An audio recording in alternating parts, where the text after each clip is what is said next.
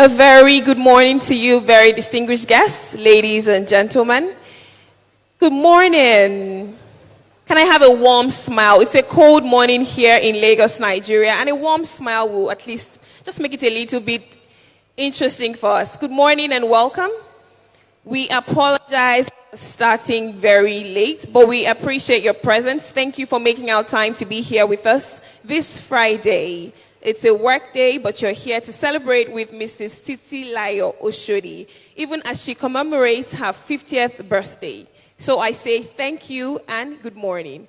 We'll officially start this ceremony right about now, and we'll take an opening prayer from Mr. Bayo Forsyth, the General Manager, Lagos Mortgage Board. Can we please make him welcome with a round of applause? Thank you.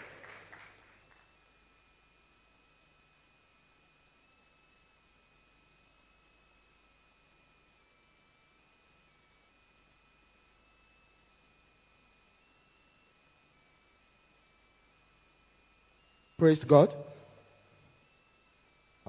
Father Lord, we'd like to thank you for yet another memorable occasion. We'd like to give you all the glory, all the adoration. We say, Lord, start this occasion with us. Start this celebration and end it with us. We give you all the glory, all the adoration. Thank you, Lord, for answered prayers. And as we deliberate and as we celebrate, you be with us and protect us. Thank you, Lord. In Jesus' name we pray. Thank you very much, Mr. Bayo. Can I ask one more time that we rise as we take the national anthem of the Federal Republic of Nigeria? Thank you very much.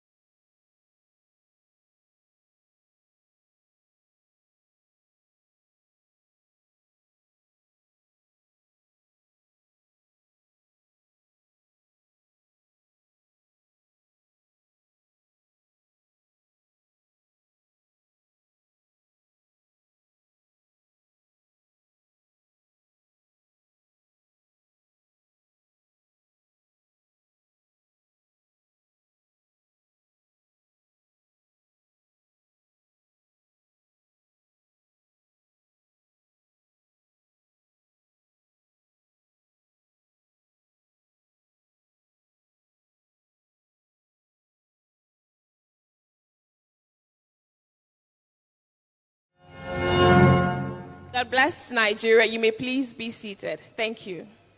Once again, we would like to sincerely apologize for starting later than scheduled. But good morning and welcome. The Executive Governor of Lagos State, Mr. Babajide Olushola Sanwo-Olu, who is ably represented by the Honorable Commissioner for Economic Planning and Budget, Honorable Sam Egube, Chief of Staff to the Governor, Mr. Tayo Ayinde, who is ably represented by Mr. Akin Igbesanwo, the Deputy Managing Director of Western Mercedes-Benz, Mrs. Mary Ojulari, Katrina Fagan-Hewa, Delegate of German Industry and Commerce in Nigeria, Moshi George from the Embassy of Hungary, our very eminent speakers, very distinguished guests, ladies and gentlemen. Welcome to Mrs. Titilayo 50th Oshodi Symposium. The theme for today's conversation is strategic management, the pursuit for better leadership impact. My name is Mojibade Shosoye, and it's my absolute delight to be your compere today. In the words of John C. Maxwell, everything rises and falls on leadership. Everything. I lost my father when I was 6 years old, and I was discussing with someone very recently about a fond memory I have of him. It was when I was in primary school. I was 6. I had lied and I didn't go to school that day. So the next day he took me to school. My teachers asked why I didn't come to school the day before, and I told them I was ill. My father had just turned his back to leave. He heard that lie and he turned back and he told them, no, she wasn't ill. He corrected me right there and then. Taught me one thing about integrity. Trust that it didn't go unflogged. I had about 6 strokes of the cane, and I remember that every single time I'm about to tell a lie. Even though he died when I was 6, but it goes with me every so often. And I remember to be a person of integrity. And now you would agree with me that now more than ever, we must advocate for a strategic management approach in recognizing the right values for the purpose of optimizing leadership impact in Nigeria and by extension, Africa. The level of moral decadence in our country is alarming, and I must say mind-boggling. The current generation and the upcoming generation have, for a lack of words to use, lost the moral values that we grew up with and the older generation grew up with. When J.F. Kennedy was giving his inaugural address in 1961, the climax of that speech was, do not ask what your country should do for you, rather, ask what you will do for your country. Which is why today, I must celebrate the phenomenal Mrs. Titilayo Oshodi for being at the forefront of championing this worthy cause, even as we get on conversations that will further drive the significance of building moral values and character education.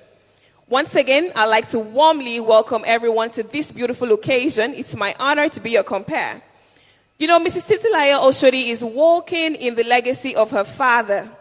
She has decided to give back to the society to ensure that, like a line in the first stanza of our national anthem says, the labor of our heroes past shall not be in vain. And I dare say, the legacy of our forefathers will not be wiped out. Amen. Amen?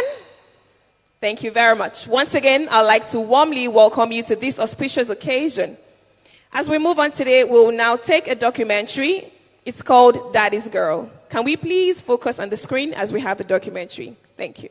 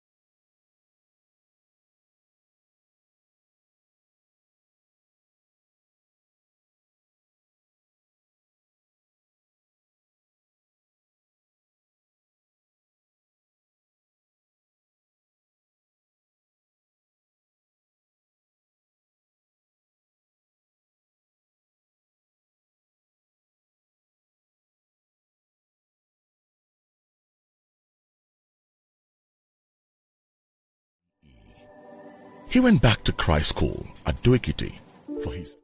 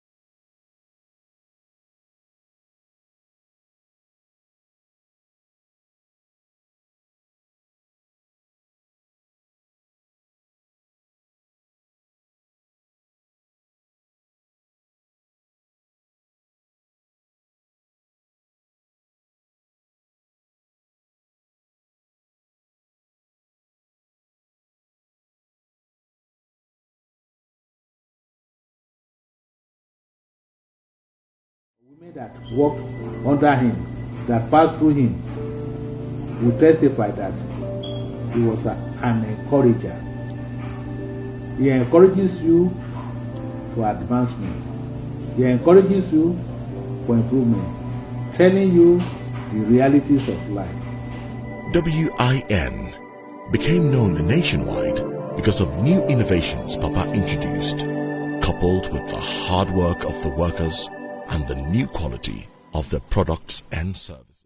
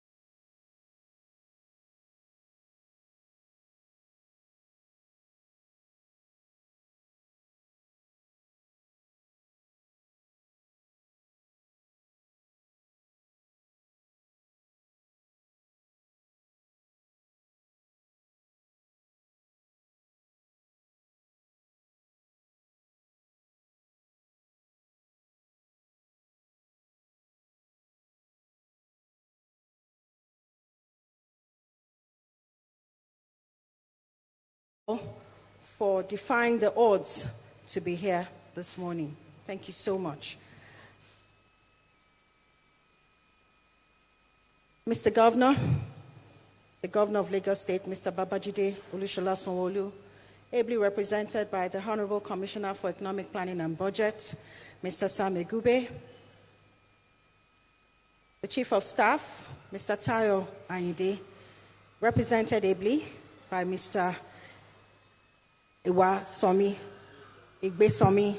Mr. Akin Igbesomi, members of the State Executive Council, members of the Diplomatic Corps, permanent secretaries, leaderships from various professional bodies, our distinguished speakers of the plenary, gentlemen of the press, ladies and gentlemen. With immense pride and deep gratitude, I receive you all today to share in the journey to my 50th birthday.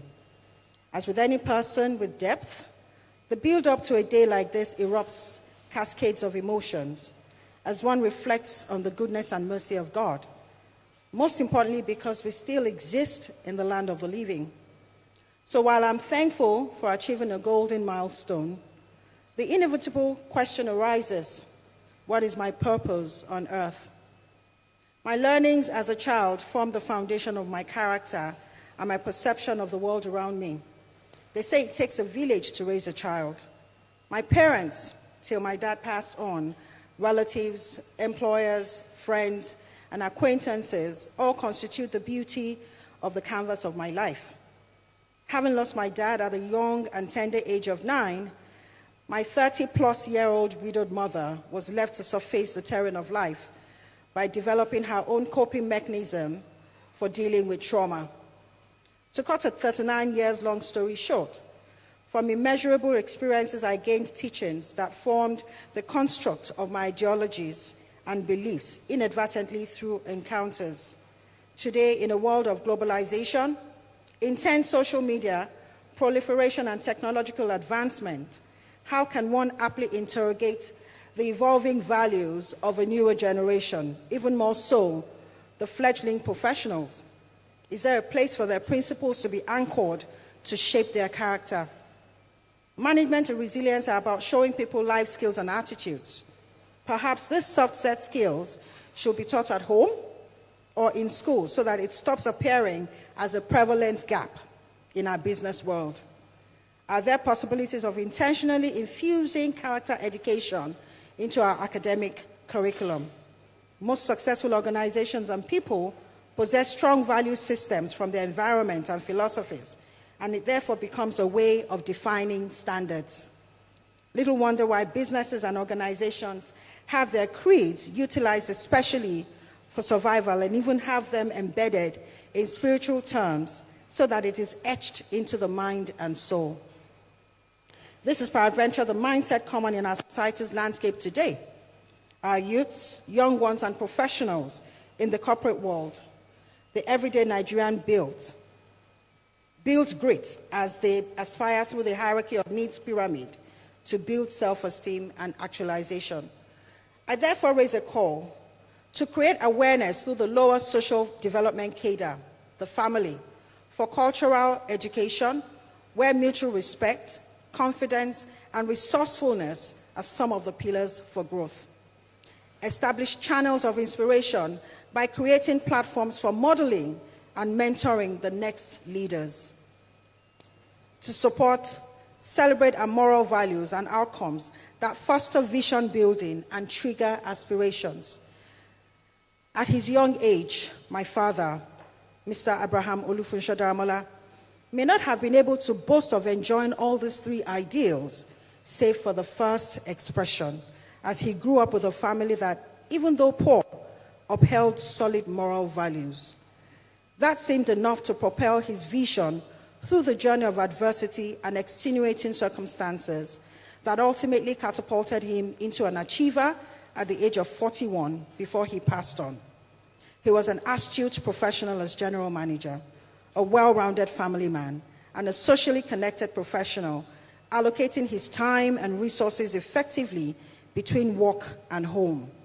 He inculcated morals into his 5 kids while being an impactful leader within his local community. An adequately balanced person from whom I could be clear about his philosophies and principles for approximately 6 out of the 9 years that I knew him as my father. Yet I make it bold in retrospect to declare that it was still enough foundation to build my frame of mind as a young lady. Perhaps these inherited values are the foundation of the spirit of resilience in my life's journey. This is the premise for the overall theme of my Jubilee celebration, 50 times better.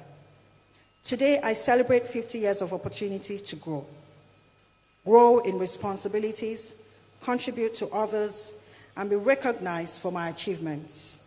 I cannot but be thankful to God for my colorful life, and more for the tons of people that have brought my way to support and hold me up directly and indirectly. And it is for this purpose that this discourse is created, to hear life lessons and insights from people who can not only talk, but have walked the walk with successful outcomes as bearings from their journey. I heartily welcome you today and hope that this triggers more deliberations and outputs to make our world better. Thank you all, and God bless.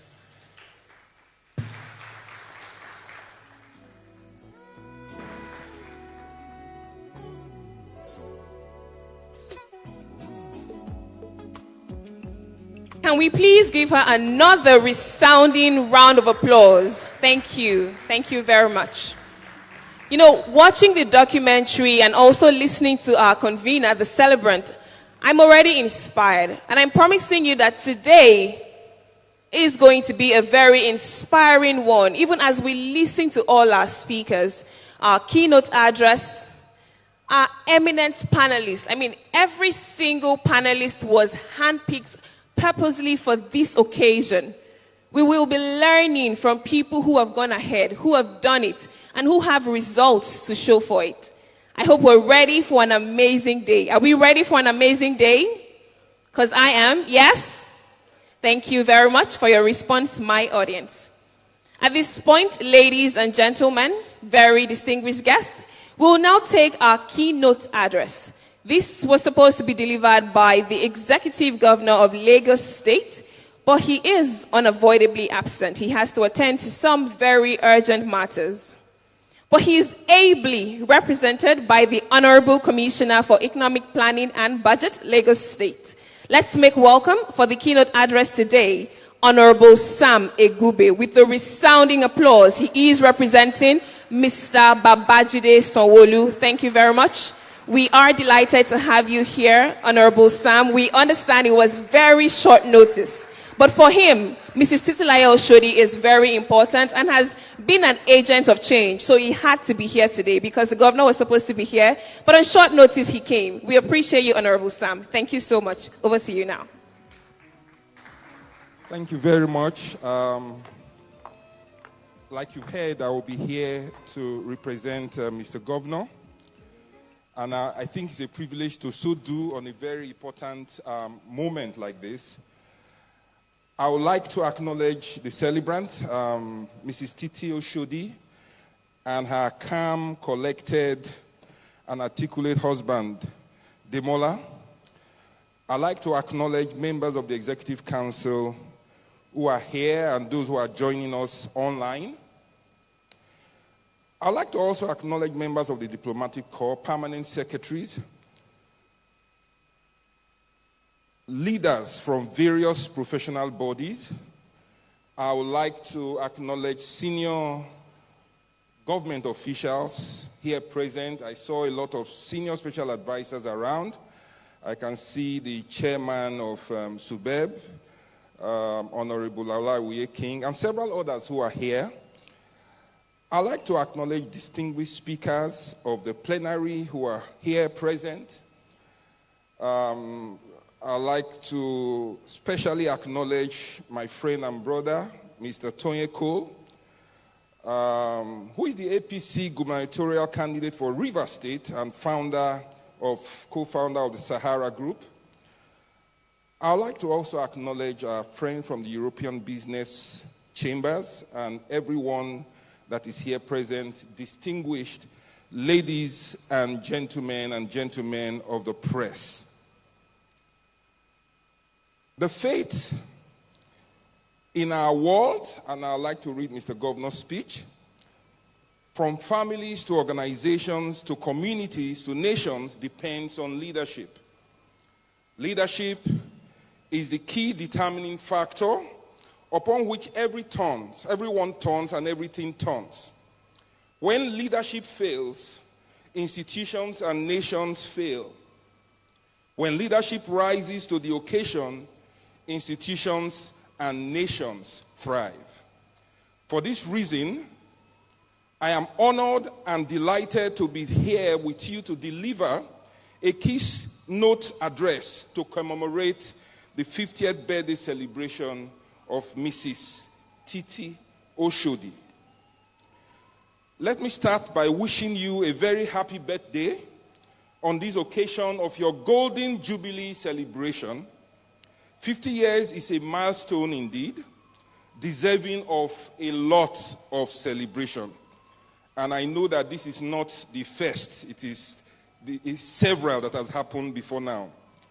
50 years is a milestone deserving of celebration, and there are reasons for even extra gratitude and thanksgiving when we are able to celebrate it in good health and happiness, surrounded by family and friends, loved ones and associates.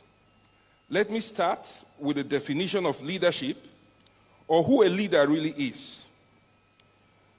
The most widely accepted and used definition of leadership say it is all about influence. Leadership is the art of influencing people.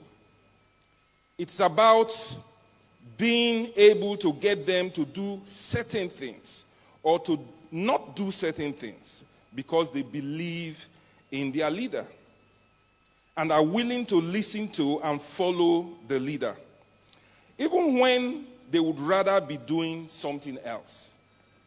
So leadership is influence, which means a leader cannot exist in isolation. There must be followers who are influenced, motivated, inspired, and guided by their leaders.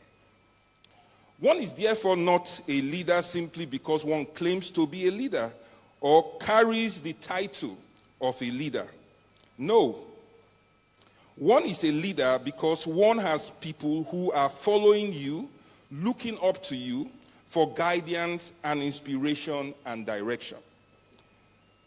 It follows, therefore, that for the world to be a better place, knowing the important role of leaders, the quality of leadership has to continually improve.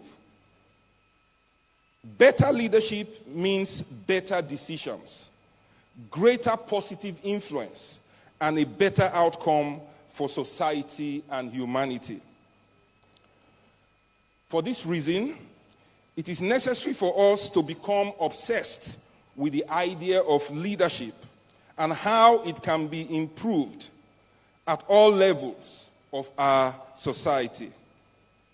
Often, when people think of leadership, they think of the highest forms or the most visible forms of leadership, the most outwardly powerful. We think of presidents, governors, ministers, and CEOs, other leading celebrities, which is why our conversation in society are often centered around these people rather than other forms of leadership which we find within our communities. In Lagos, however, we see leadership as the interdependence of all of our people on each other for the benefit of all, and the coordination of the intricate relationships of the citizen, the private sector, and the government.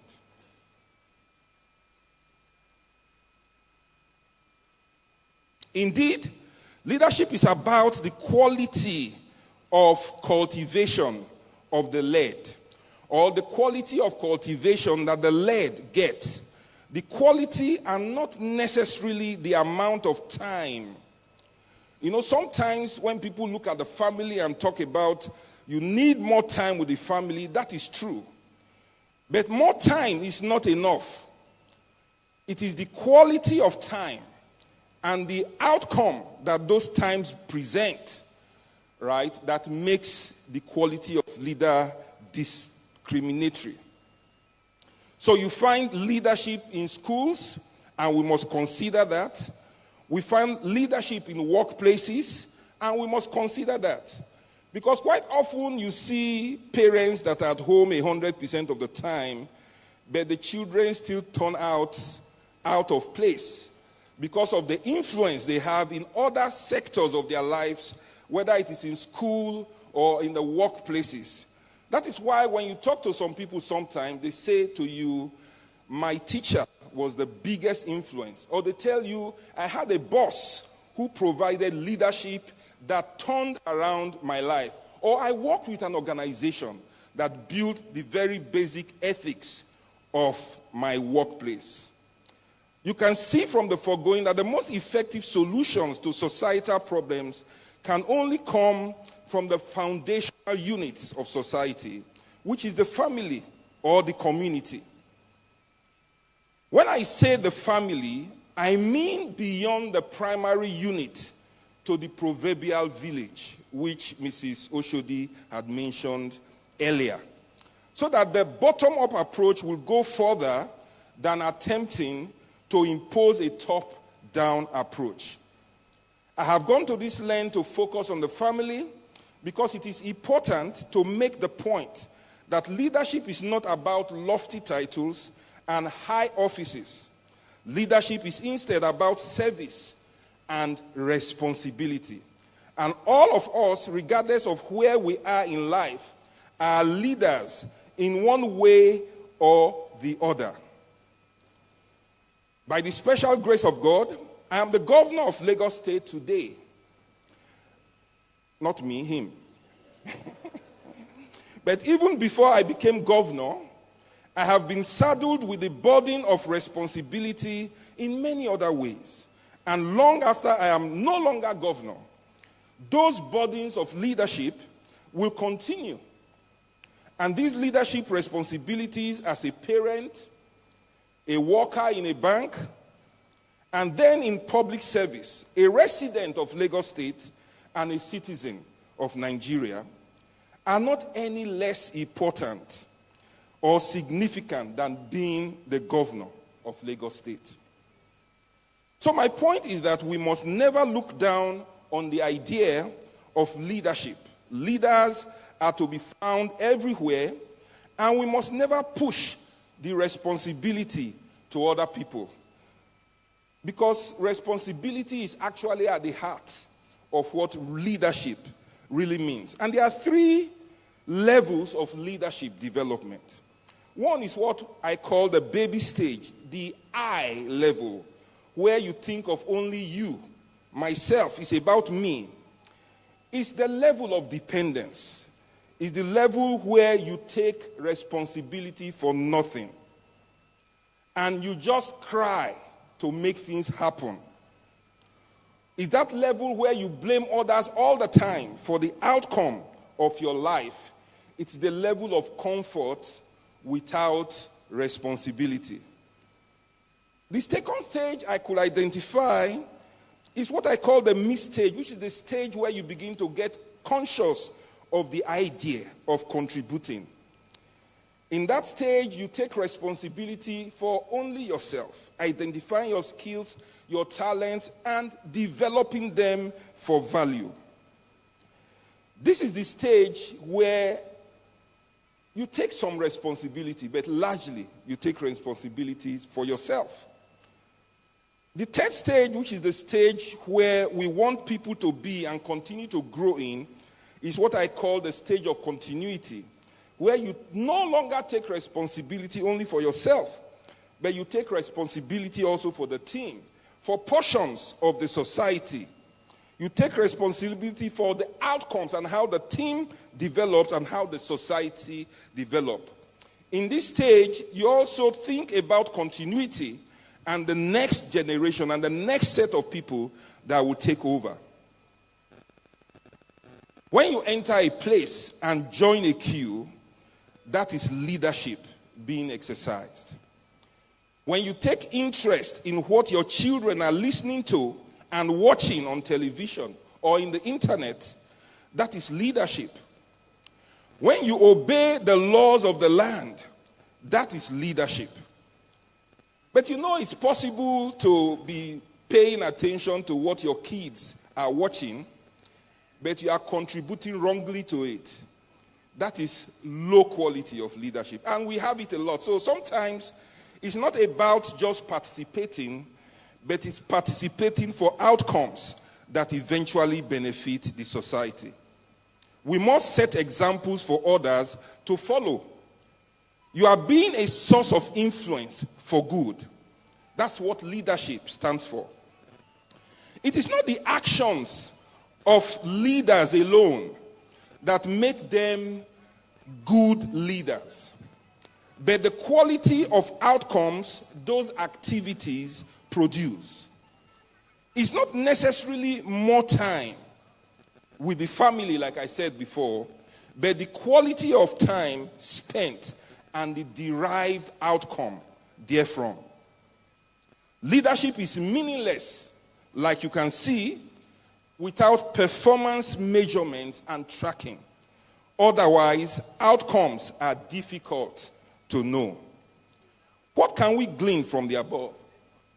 It is that strategic management is about being aware and being deliberate about achieving better outcomes. You have a clear goal of something that you want to achieve, and you are deliberate in the steps you take to achieve that goal.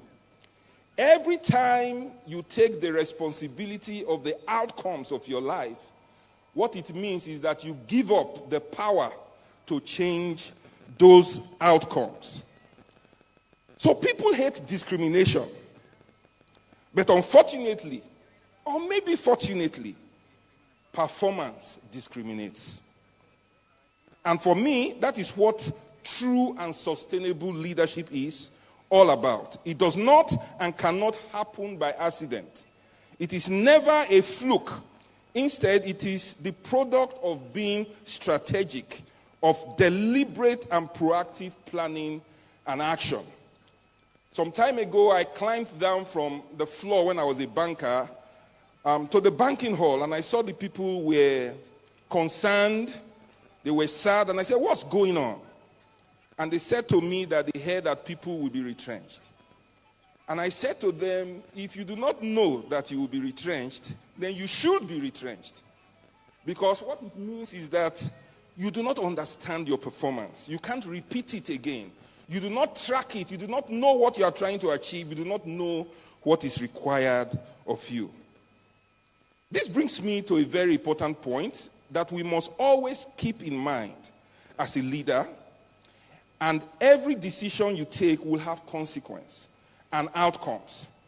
And sometimes leaders do not pay enough attention to the multiplicity of outcomes that could come out of the decisions they take. You must therefore be very careful to ensure that these consequences and outcomes do not run counter to your original goals. Here in Lagos, we face many critical decisions that could possibly throw up all manner of consequences and outcomes. One very good example is the recent ban on Okadas in certain key areas of the state. Before coming to that decision, we had to deliberate and proactively plan through several weeks and months, considering the possible consequences, ranging from the prospect of violent resistance to the issues of dealing with all the former Okada riders who would be out of jobs and are residents in Lagos. I can confidently assert that all these scenarios have been factored into our eventual decision, And you will be seeing various interventions and efforts that will demonstrate our strategic thinking in the coming weeks. That is what leadership is all about. First, it is about taking difficult decisions that need to be taken to the good of all, even though it hurts in the short term, and even though it hurts many. Second, it is about anticipating all the possible outcomes of decisions being taken and planning for these outcomes. It is about not being caught unawares by anything. Third, it is about being flexible, being able to tweak and adjust actions in line with unfolding realities. This flexibility does not mean one will reverse one's actions or decision. What it simply means is that one takes feedback that allows constant fine-tuning of the actions for the public good. And listening is a very important part of leadership. That is why Mr. Governor often says that when Lagos speaks, Sawolu listens. And it is the evidence of a strong man that if you have good reasons to change a decision, you will not say, because I'm a leader, I would never change my decision. Listening to the people, listening to the led is a very important part of leadership. And as I noted earlier, these principles are not only for such significant disruptions as Okada ban, but they can and must be applied at every level of leadership, in the home, in our schools, our religious institutions, small businesses, and so on. When they talk about the performance of the state during the COVID intervention, and they speak to us all the time, as governor,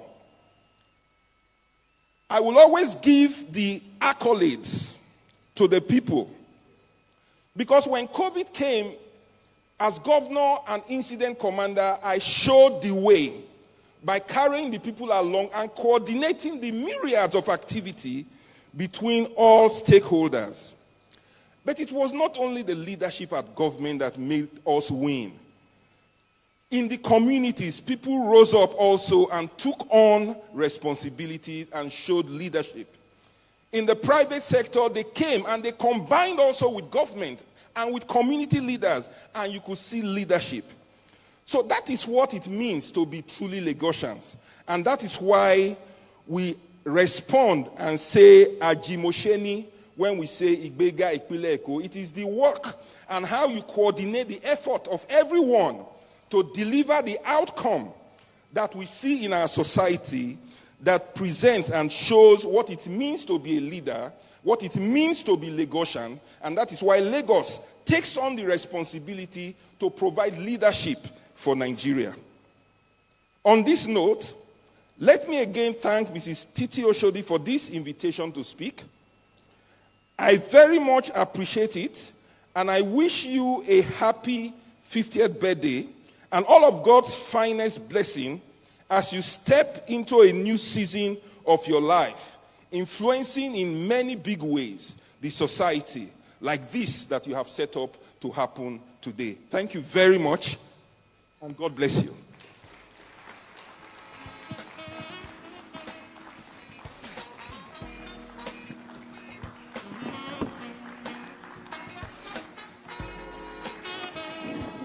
We have just heard from Honorable Sam Egube, who represented the Executive Governor of Lagos State. Can we please make the applause a little louder? Thank you very much.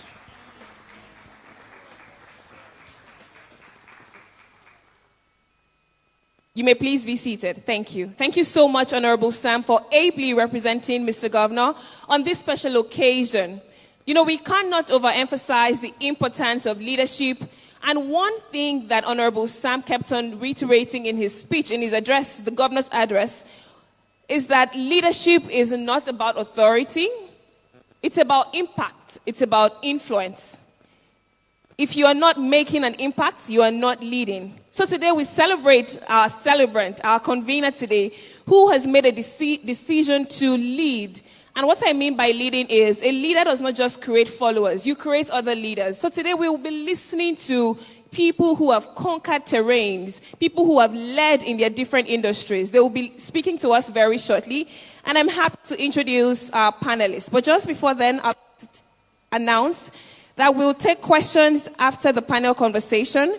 But you can ask your questions by scanning a QR code on page 23 of the program. So if you look through the program, you see a QR code just at the bottom right of page 23. You can ask your questions.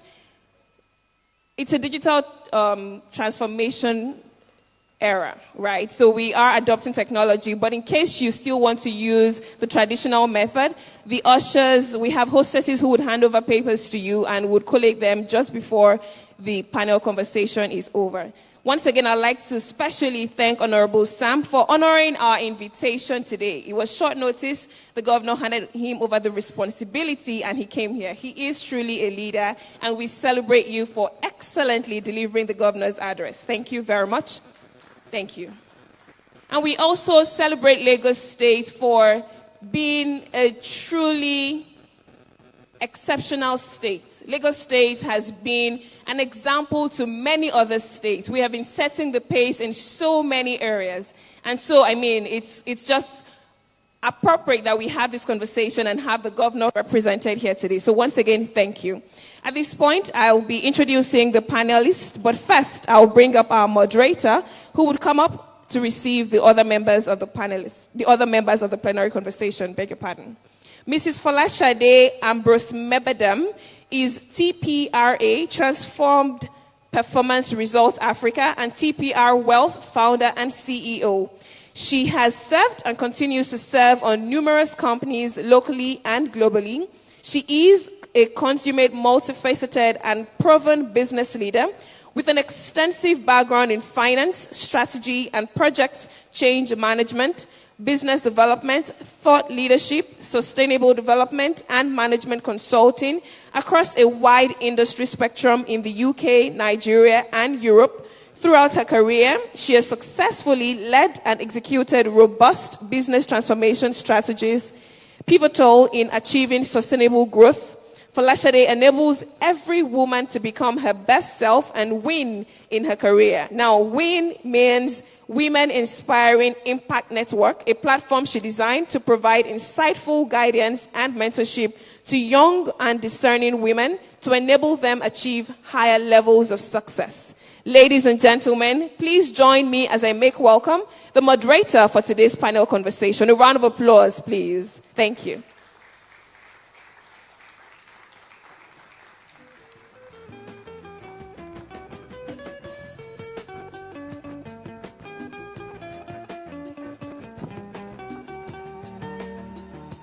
Thank you very much, ma'am. You are welcome. We would have you on stage to receive other members of your panel. It's my honor to bring up the first panelist today. He is the co-founder and former group executive director of Sahara Group, an energy conglomerate. He was directly responsible for building the group's global expansion and upholding her corporate governance principles, maintaining her status with global institutions like the World Economic Forum, where he was a key member of Partnering Against Corruption Initiative, the United Nations. He is on the board of numerous companies and NGOs and is a founder of the Nehemiah Youth Empowerment Initiative. He recently emerged as the APC gubernatorial candidate in Rivers State. He has won several awards, some of which includes 2007 Merit Award by University of Lagos Alumni Association for outstanding contributions and commitment to national development. Ladies and gentlemen, please join me with a resounding applause as I make welcome Mr. Tonyeko. We are delighted to have you here today, sir. Thank you. Next, we have Silvano Bellinato. He is the president of the Nigeria-Italy Chamber of Commerce, Industry, Mines, and Agriculture. Over the course of his managerial career, Mr. Bellinato has gained extensive experience and background in running leading multinational companies successfully, and most recently, he was the Chief Executive Officer on an international logistics giant with operations across Africa and Europe. Ladies and gentlemen, please join me as I make welcome Mr. Silvano Bellinato.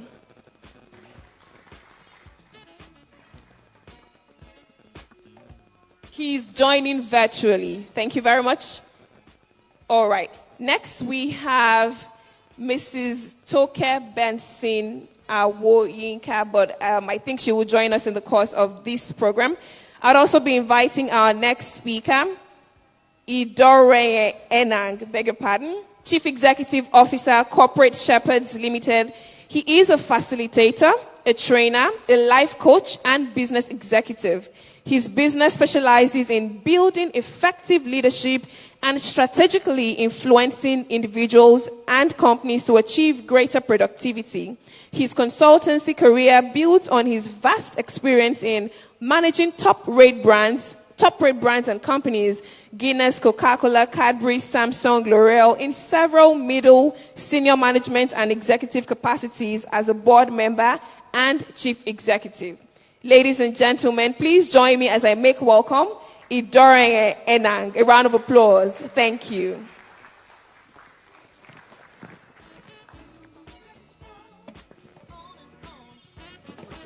Thank you for joining us today. Joining this plenary is Joyce Awoshika. She is an entrepreneur, economist, and a power sector specialist. She is the founder and chief executive officer of Oriki Groups. As the former curator of the World Economic Forum Abuja Global Shapers Hub, she led a team comprised of 21 entrepreneurial young leaders on a number of community initiatives focused on education, youth unemployment, and entrepreneurship. She has been invited to speak on leadership, youth development, energy access, and energy solutions in emerging countries. She has been listed as one of Nigeria's 100 most inspiring women. She is a nominee of the Future Awards Prize in Public Service. For 3 years, she was awarded as the Woman of the Year in the industry, in 2017, and she has been featured in many notable magazines and platforms. With a resounding applause, please join me as I make welcome Joyce Awoshika to join this panel. Thank you very much. You see, we mentioned at the beginning that we handpicked every single person on this plenary. It was deliberate so that you can see the things that have been done and we can learn from them, because we cannot overemphasize the importance of mentorship and learning on the wings of those who have done it and those who have gone ahead of us. I'll now be handing over to our moderator for this panel conversation. Over to you, ma'am. Can we please applaud my panelists? Thank you very much. It's about to be a powerful session.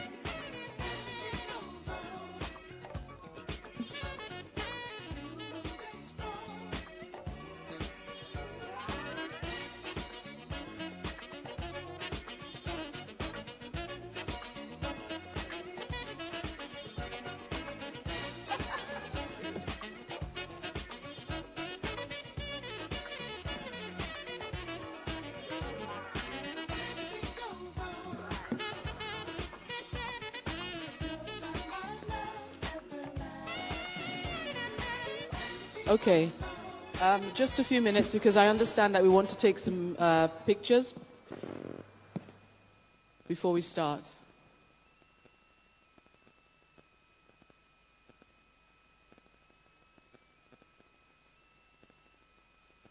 Honorable Commissioner, can you join us on stage, please? Thank you.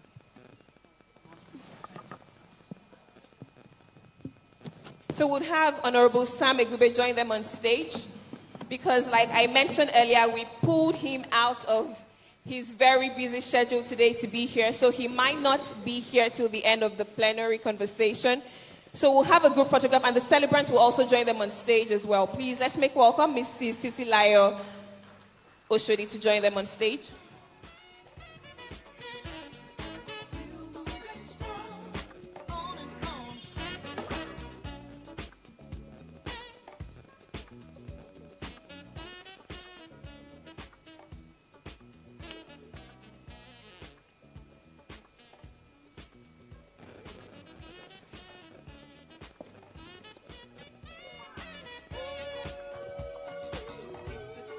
Please let's remember to note our questions for during the panel conversations if you have any. So check page 23 of your program and you can scan the barcode to ask a question. Someone will collate them and we will ask your questions today.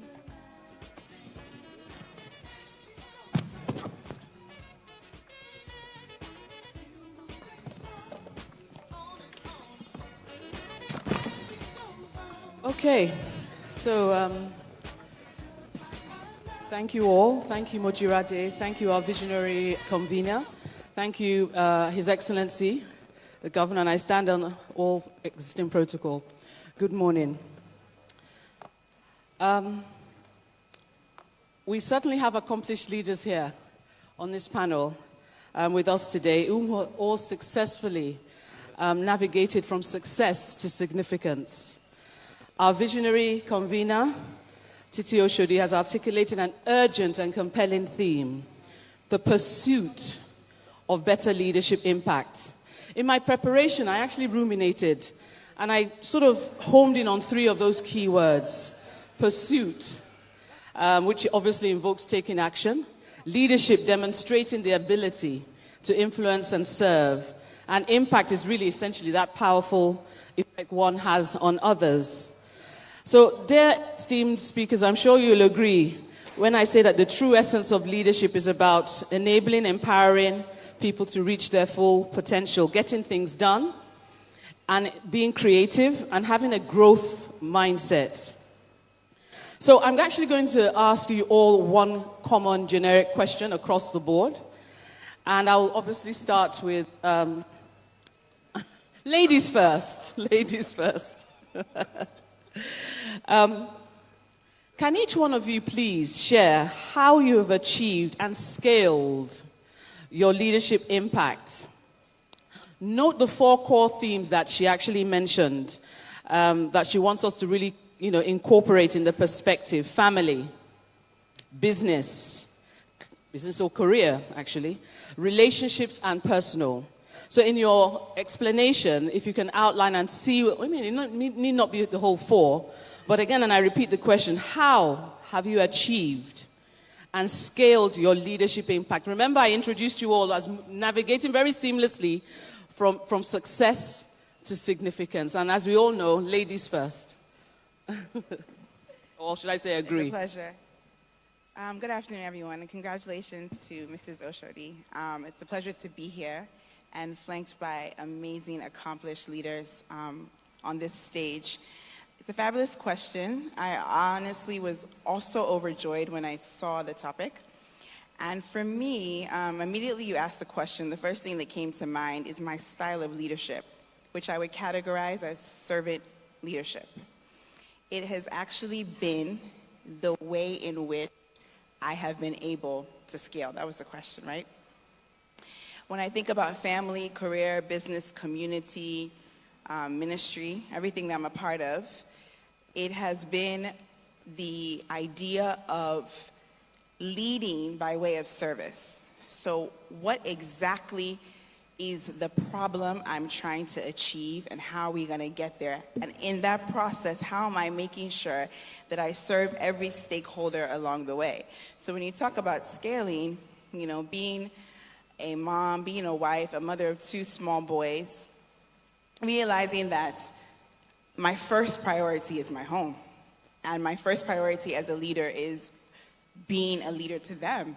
And it requires a lot of intentionality and deliberate, action to be able to do that while also scaling my business, while also being a part of the community, while also doing ministry. And so for me, I have been able to achieve this point of maybe, scaling and being a leader and moving into significance by ensuring that I, number one, carry everyone along. When I'm leading, ensure that everybody is invested in what we're trying to achieve. So along those 4 different areas of my life, ensuring that everyone is invested and sees themselves a part of it. So stakeholdership, and then last but not least is stewardship. Just realizing that whatever is bestowed upon me, whatever is within my hands, I have to be a good steward of it, and I have to take care of it. And so those are the ways I've been able to. Thank you very much. Do you have a microphone, Toya? Okay, your turn. We're co-moderating today. Well, good morning, everyone, and congratulations once again to our dear Titi and, of course, the co-celebrant, Demola. Congratulations.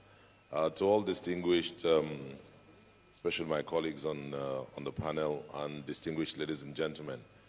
A tough question, but very interesting one, because it speaks to and addresses my person and the whole essence of what I strive for as an individual. I believe and I'm also an advocate for a legacy-driven life, and that is about the person that is me, my family, my career, community, and of course the future. So when you mentioned those building blocks, they kind of resonated very well. And just starting from myself, I have a personal conviction and knowledge from a model that I built from years back, which starts from self-leadership. You must be a good leader of self. It is when you move from that and you successfully manage self that you become a leader of others. You are identified within the pack, whether it's within your immediate family, your brothers, sisters, extended family, whatever, up till wherever you find yourself. You become a leader of others. And ultimately, when you talked about significance, it's about being a leader of leaders. And that is the ultimate point at which you're leading leaders, and those responsibilities come because you started at a foundational level that are critical. And that in itself sets the tone for every other plank, whether it's about a career, whether it's about a community, whether it's about, community here speaks to everything. Country, your professional community, etc., etc. And of course, the future. And the future for me really sits within proper understanding of how we are trustees. So I'm privileged to be a leadership coach, business and leadership coach, because I'm a trustee of posterity. And what I try to do is, come through the doldrums. Tonya will understand this a lot better. And I'm without any, I'm not trying to throw things at the folks, but I always say to my friends from the Southwest that they don't know Southwest, Southeast, and the North. I said, you guys don't know what it is to be a minority. You have no clue, and you will never have. Why? Because I come from the minority of the minority of the minority, where everybody has seen the average guy or lady from Akwa Ibom or Calabar as houseboys, housegirls. In the movies, you can never find them putting us as CEOs because we've always been seen as servants. We are mocked. So there's something done with the psyche. You walk into a place, your name announces you, and you're thrown out. Now, that in itself begins to demean the whole concept of leadership, except you rise and say to yourself, hey, I'm going to do this. I found myself, walking from a very low base with that kind of background and still growing, and ultimately trusting God that I'm able to impact other lives and make them better, different, and special. And that, for me, is the ultimate. Thank you very much. Very, very insightful. Thank you. Thank you. And as we also mentioned, we're leveraging digital. So we have two speakers joining us online. I understand Her Excellency, from the Office of the Special Assistant of the President on Sustainable Development Goals, Princess Adejoke Orelokwe Adefuluye, ably represented by Dr. Bala Yusuf, the Technical Advisor. Good morning, Dr. Bala. Thank you so much for joining us. Can you hear me? Yes, I can hear you, Folashade. you, and I'm happy to be here. Thank you so much for joining us, and we're leveraging digital. Okay, so I don't know if you heard my question. I can repeat it again. Did you hear the question? Yes, kindly repeat the question, please. Okay, so how have you achieved and scaled your leadership impact? And please note it in the context of the 4 perspectives from our visionary convener has outlined: family, business, career, relationships, and personal. Okay, so it has to be, so I stand in for Her Excellency Princess Adejoke Orolobe Adefulure, the Senior Special Assistant to the President on Sustainable Development Goals, who is unavoidably absent and has kindly asked me to sit in here for her. So from the career perspective, leadership is about vision, leadership is commitment, and leadership is honesty and sincerity. And therefore, at whatever level we find ourselves, especially at the professional cadre, is to make sure that we are committed, sincere, and we provide the needed vision for us to achieve and make impact. From the specific context of my principal, who has been all her life participated in public service, from being the first female legislator in Lagos, to being a commissioner, to being a deputy governor, and now serving as the top presidential aide, leading the coordination and implementation of the 2030 Agenda for Sustainable Development and the SDGs in Nigeria. It is about commitment and being providing the needed vision and remaining committed to all the ideals that you've signed up to. The SSAP SDG has been saddled with the responsibility of coordinating the implementation of the SDGs in Nigeria. She assumed this role in September, in January 2016. And through that vision, commitment, sincerity of purpose, Nigeria has been able to establish all the needed institutional frameworks that will guarantee effective implementation of the SDGs.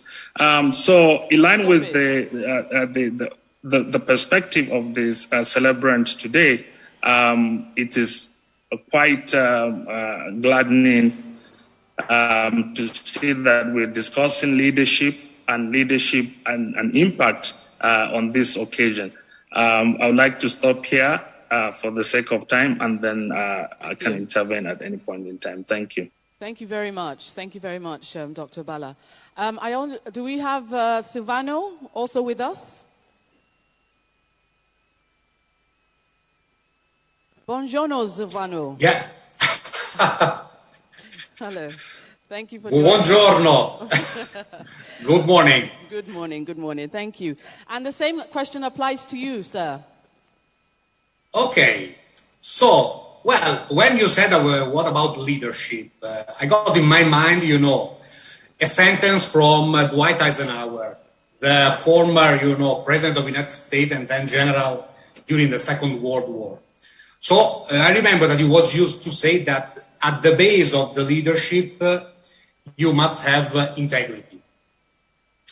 And so integrity is when your actions are consistent with your thoughts and what you are saying. Because I believe this is also the difference between leadership and lead people by, let's say, example, and lead people by authority, as the governor said.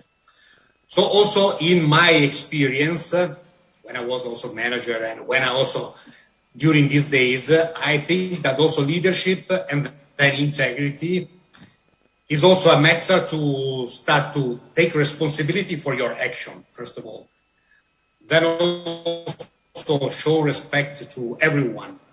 So to your peers, to your colleagues, to your staff, to your people. Also be able to admit when you are wrong. And then also choose honesty in all the times. So these, I believe, are the pillars of leadership and integrity. Thank you. Interesting. And Mr. Tonya Cole, thank you.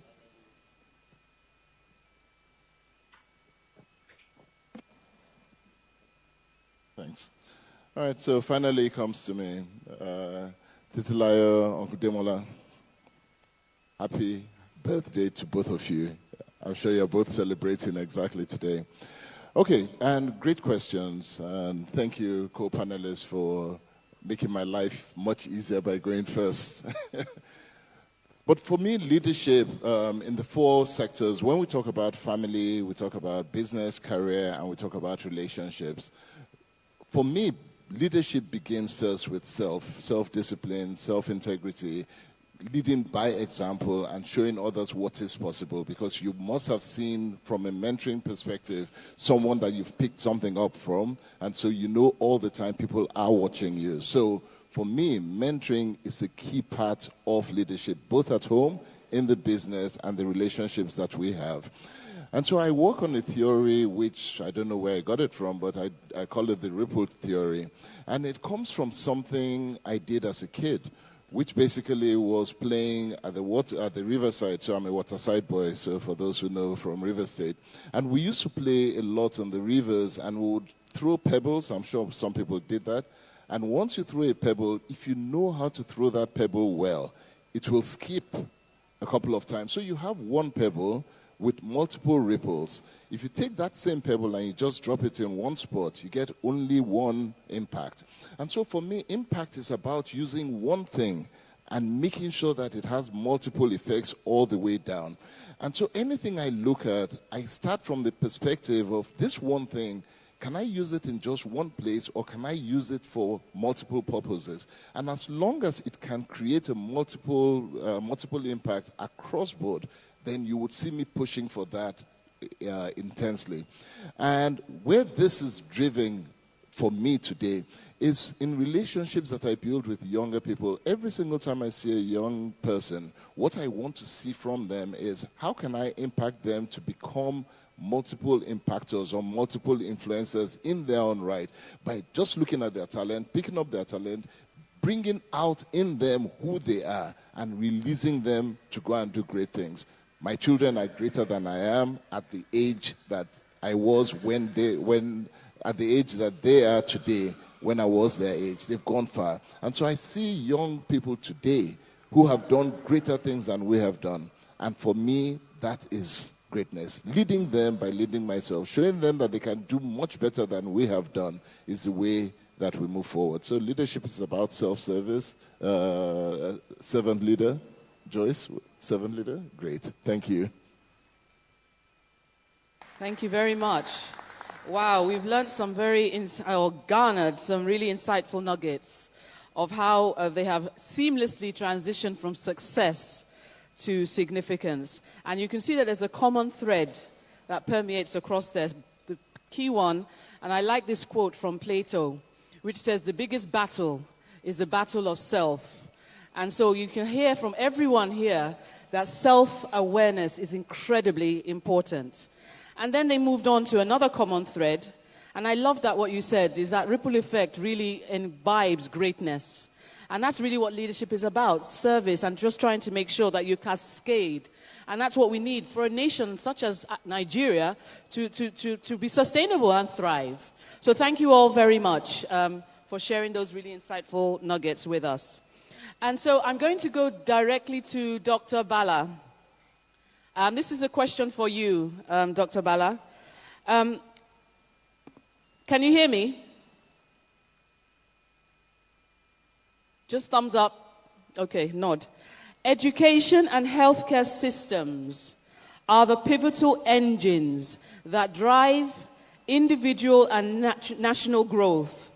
Can you share the SDGs, and by that I mean the Sustainable Development Goals, in fact the national perspective specifically on those priorities and foundational priorities that you're focusing on in order to build and sustain emerging future leadership pipelines for us in Nigeria as a nation? Dr. Bala, the floor is yours.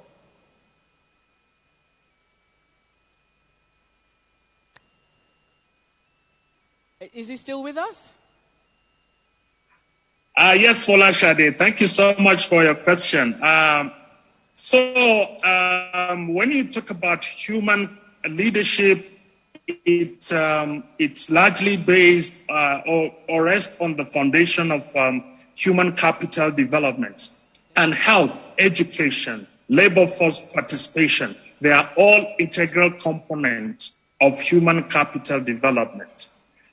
So within the framework of the 17 Sustainable Development Goals, we have 3, if you like, arguably 4 goals that relate directly to the multidimensional nature of poverty and also relates to human capital development. So we have SDG 3 on quality, health, and well-being for all. That's SDG 3. And within that framing, we have about 6.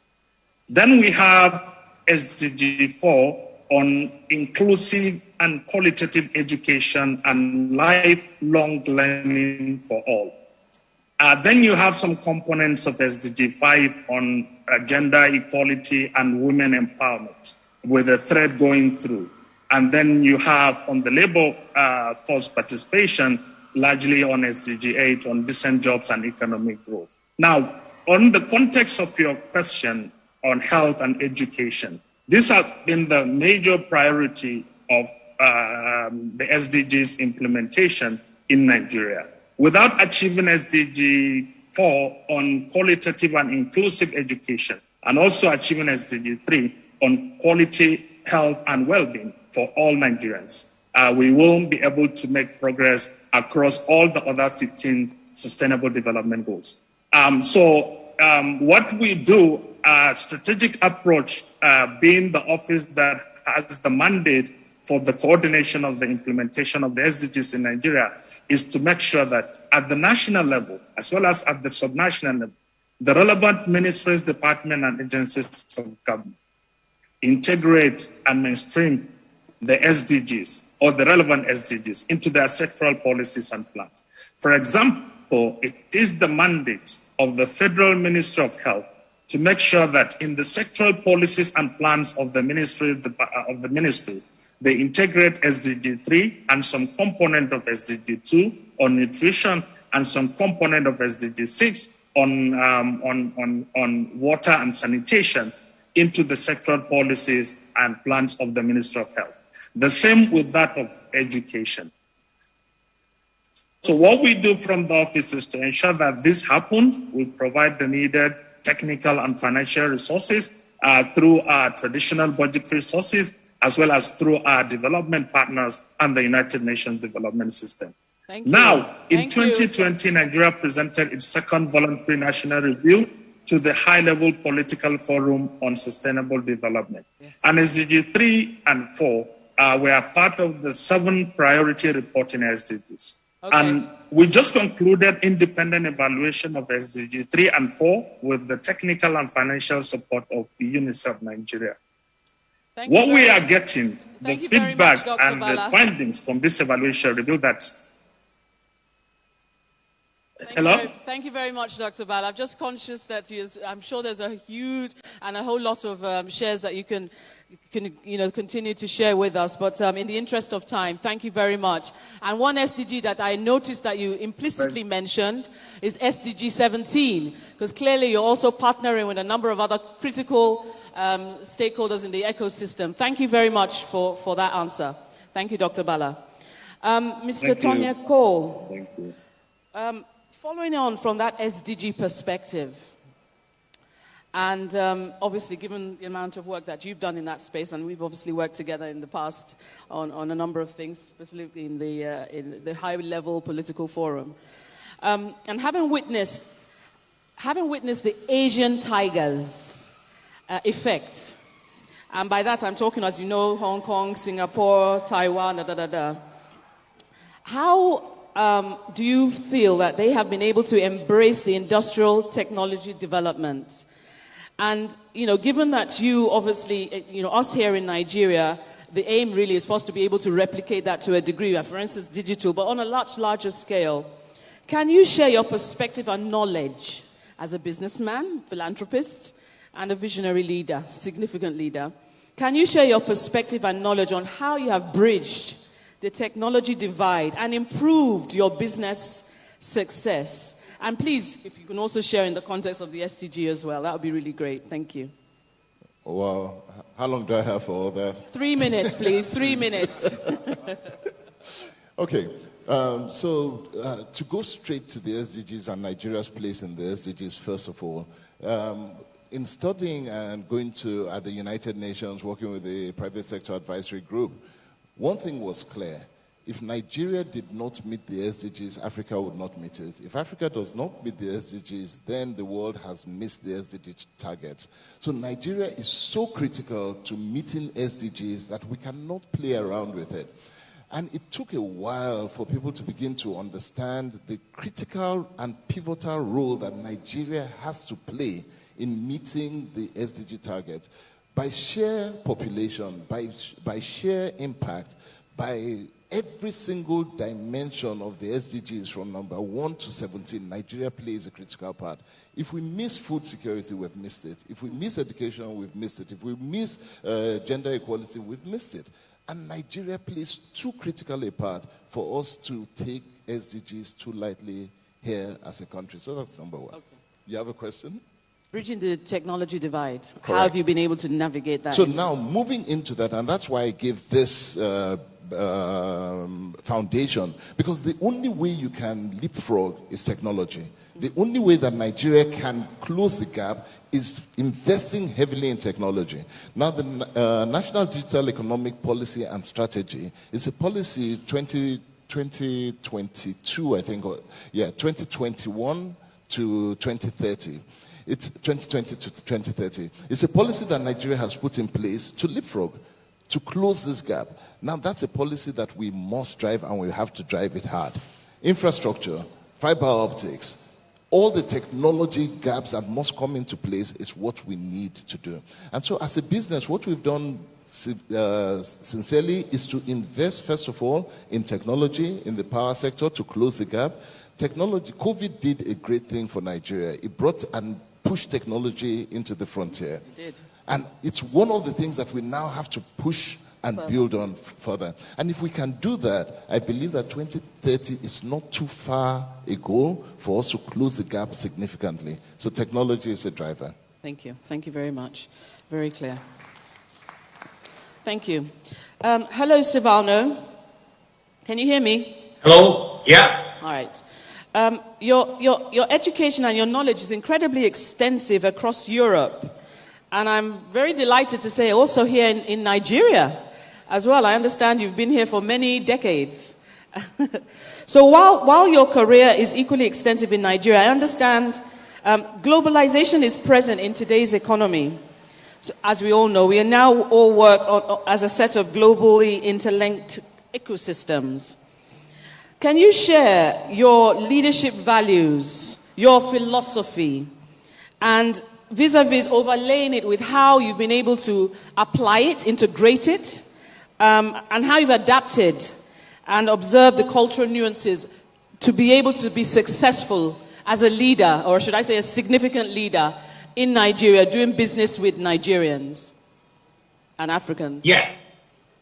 Well, I would like to say that, of course, I'm coming from Italy, you know. And Italy, like the south countries of Europe, like Spain, like also, you know, Latin America, but also like Africa and Nigeria, we have, our culture is very, you know, based on the community, on community relation and the relationship among people. So I believe that this helped me a lot also in Nigeria, because as a difference maybe with other countries that they are more individualistic, like German, UK, US, Nigeria, Italy are very, very similar. People are very similar. We are basing, you know, our relation on, or our also business on relations, on contact among people. And I believe this helped me a lot, because being in Italy or being in Nigeria, there was no much difference for me. So this will help me a lot. Okay, thank you very much. Thank you. ID, I'm looping back to you, and we're going the other way around. So he's from Europe to Nigeria, and you're from Nigeria outside to Africa. I haven't read your profile. Can you share your leadership footprint? Working from Nigeria, and I noticed that you worked across other African markets in quite high several leadership capacities. What are the key insights, key obstacles that you have faced, inclusive of how you surmounted them? Because I don't want us to paint leadership as being a very nice story. There are obstacles, and some of them are really, and they test your resolve. And I think your values is something that you sort of draw on when you're. So I really want you to share, your insights and your journey. Well, I'll toe the line of Tanya. I don't think, if you go on that journey, we'll probably, wrap up today. But let me try and put it within context. And first and foremost, I'll say that I'm so grateful to God I'm a Nigerian. Nigeria, and indeed, toughens you so much that folks don't understand. When I look at folks saying so much about Nigeria on the downside, they actually don't know that when you step out of the shores of this country, either as an expatriate or going out there to drive businesses, the things that will easily have besetted you there become opportunities for you to move fast. So let me start with, the first thing is going through either running a business or living outside of the country as an expatriate. The mere fact that you're Nigerian, everybody's antenna is up. So let me start from our African brothers. For good reasons, I hasten to say. Yeah, I've been through different companies, but I'm not going to mention the companies. But once upon a time, I had the privilege of working out of Kenya. I was responsible for the country Kenya, then ultimately responsible for 39 countries. I was early 30s. But the first thing that happened was the Nigerian factor, a Nigerian. And what it means a Nigerian, they're looking at some element of trust, some element of some guy that is coming here to swindle. But on the downside, I found out that, I turned out to, because of values, turned out to see that these guys that actually shoot us are 10 times worse. I'll give you an example. I practically found out, as an example, procurement is just a simple promotional cap. Folks were, selling off about 250 Kenyan shillings. But I just called all the suppliers together and I said, give me your best price. The same thing that I've been over the years came down to 90 shillings. And I'm a Nigerian. Fast forward, I got to another country I lived in. I managed a plethora of countries around West Africa, our neighbors, Ghana. Everybody would look at you and they would naturally come with some very serious antagonism. I don't know why it happens, but I later understood that because of the things that we have here, built resilience in us. Nigerians are very intelligent. The only thing that we don't do well is to connect the dots. And so we forget easily. But if you're able to step out and just put yourself at 30,000, you'll coast at a nice altitude and you'll land your craft. And I've been very privileged to work with Asians, Americans, British, and name it. At the end of the day, I'll tell you one thing, that they can't do anything without looking at Nigeria. Nigeria has a composite nature of bringing all the cultures in one space. There's somewhere in this country where a culture you find in the top Asian countries operates. There's somewhere here where you find the British nature of working. He lives here. But what we don't do is to step out of our cocoon. We are not united simply because we are itching and eating each other. When we step away and see the true brotherhood of, supportive relationships, Nigeria definitely will be the best. Anytime, any day. Brilliant. And I liked how you also emphasized some of our core attributes, ethics. I liked how you alluded to that, and us being pragmatic and really about getting things done. And he also mentioned that Nigerians are everywhere. So that's another important one. Thank you.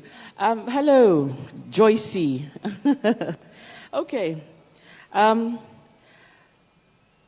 Just before I ask your question, I just want us to get ready. I don't know who's bringing the questions from the audience because we're now going to open the floor. So I'll just have 2 more questions and then we'll have the floor open. So Mujirade, can we get ready, please? Thank you. Okay, according to the United Nations, 62% of Nigerians are below 25 years. And I think, I don't know what our current population is right now, but I know it's very near the Netherlands, 200 million. And I just told you that 62% of those are under, sorry? Okay, but we're a lot. We're a lot. Approximately 50% of those youth are actually out of work. Big problem.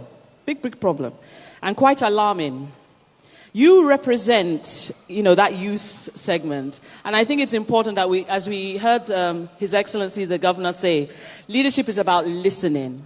So we want to listen to you today. So it's not just us you've heard, but it's important that we take feedback. And I feel that feedback is the food of champions. So we want to listen to you to share your perspective on what, given that we know we have a lot of challenges.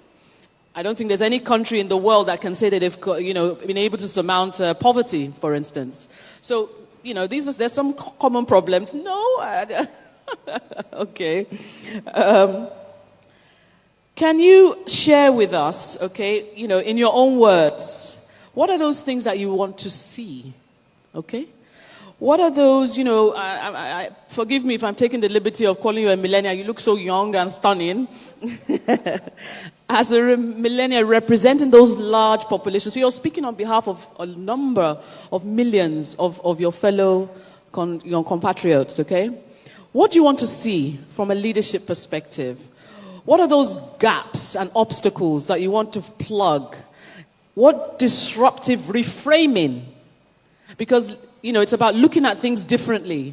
They say insanity is doing the same thing and expecting the same result. So what sort of mindset shift do you want to see in our leaders? And bear in mind, you have some big leaders here. I have leaders to the left and right of me. So please, be candid. Thank you so much for that question. I mean, you asked a question that it's a great question. It's at the it's a question that's very near and dear to my heart. I remember when I was selected to be the curator of the World Economic Forum, Abuja Global Shapers. This was a group of 20 to 30-year-olds around the world, the youngest division of WEF. And WEF understood the importance of hearing our voice and putting together leaders across Africa and the world that would really share what our pain points were and how we wanted our leaders to act. And the whole idea was, it's time to listen to the youth. And I had the privilege of being the curator for the Abuja Hub for 2 years. Okay. And during that time, the World Economic Forum Africa was held here in Abuja. It was a very defining moment for me because I wrote a paper that talked about exactly your question, that Nigeria was at the brink of a demographic dividend or a demographic disaster. If we do not do something about the burgeoning population of young people out of jobs, I don't know the future of Nigeria. And for me, as I went along, moving from working as an advisor to the Minister of Power, youngest on the team, then deciding, okay, public service, I did it, let me now build a company, where I can employ labor. I realized that there are a number of things that we can do. First and foremost, I'm just going to be real. I look at the Nigerian Youth Service, right? And I look at a huge missed opportunity, a large missed opportunity. And I'm waiting for a chance when our leaders would say, okay, there we have thousands, millions of young people graduating. This is talking about those who even have the opportunity to go and get, this type of education. So they're graduating, and then they're being thrown into a year of service. But times have changed. And globally, acquiring skills is more important right now than even just your traditional education. So how can we then find out how we can bridge the gap and get this large population of people to acquire more skills in that 1 year that will then propel them for the future, matching what employers are looking for? So now you look around, you see project management, agile learning, all types of different skills that you can literally learn in months in an online education. Why not put these same youth into vocational programs, skill set acquisition, and now you have people who can actually contribute to the workforce globally.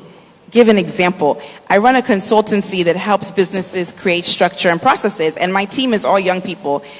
90% of them are actually also working in America, UK, all the parts of the world from Nigeria. Why? Because they decided to go and get a skill. And the skill could be anything from coding, project management, and they're actually earning Forex sitting from their desks in Nigeria, working 2 jobs because they have the opportunity to work on 2 different time zones. That's even those who have the opportunity to go to school. In general, now those who, first of all, education is important. So our leaders listening, investing in the educational system of Nigeria is critical. It's pivotal. It's non-negotiable. Statistics show that when you breed a generation of uneducated people, you increase crime, you increase poverty. So I'm not sure where we plan on going if we're not instilling or fixing our educational system. Now, those same people should also be put into vocational learning. And I decided to start something recently. Being in the wellness industry, although my background is in power and I'm an energy economist, I endeavored into the wellness industry. And I know many of us know that post-COVID, it's not necessarily the most attractive industry right now, but we're starting to see how important wellness is. Everyone's eyes and attentions are on our well-being. And I thought about something. We have a fast-growing sector. This same World Economic Forum said that post-COVID, 40% of jobs would be in the care industry.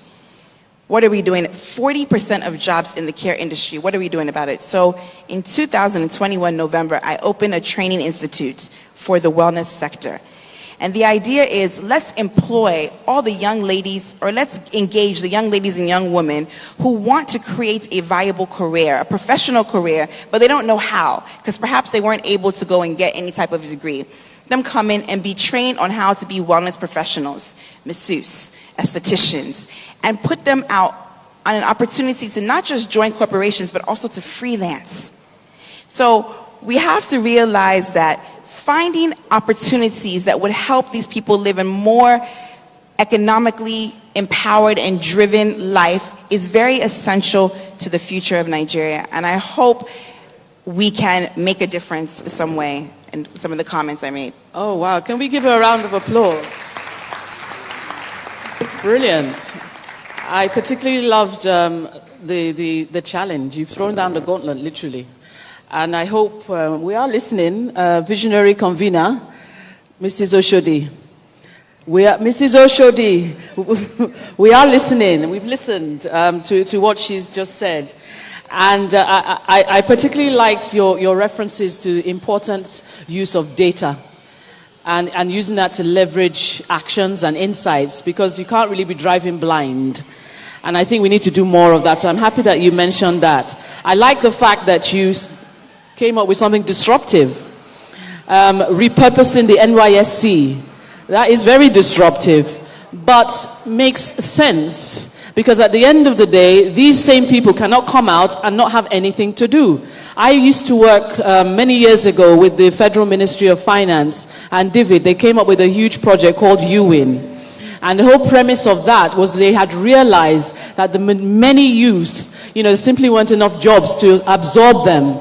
And so they came up with this. And part of my role was to work with these, evaluate their business plans, coach, mentor, and really ensure that whatever they're coming up with is sustainable. And they're really making an economic impact footprint, alleviating poverty, SDGs, all these, etc., etc.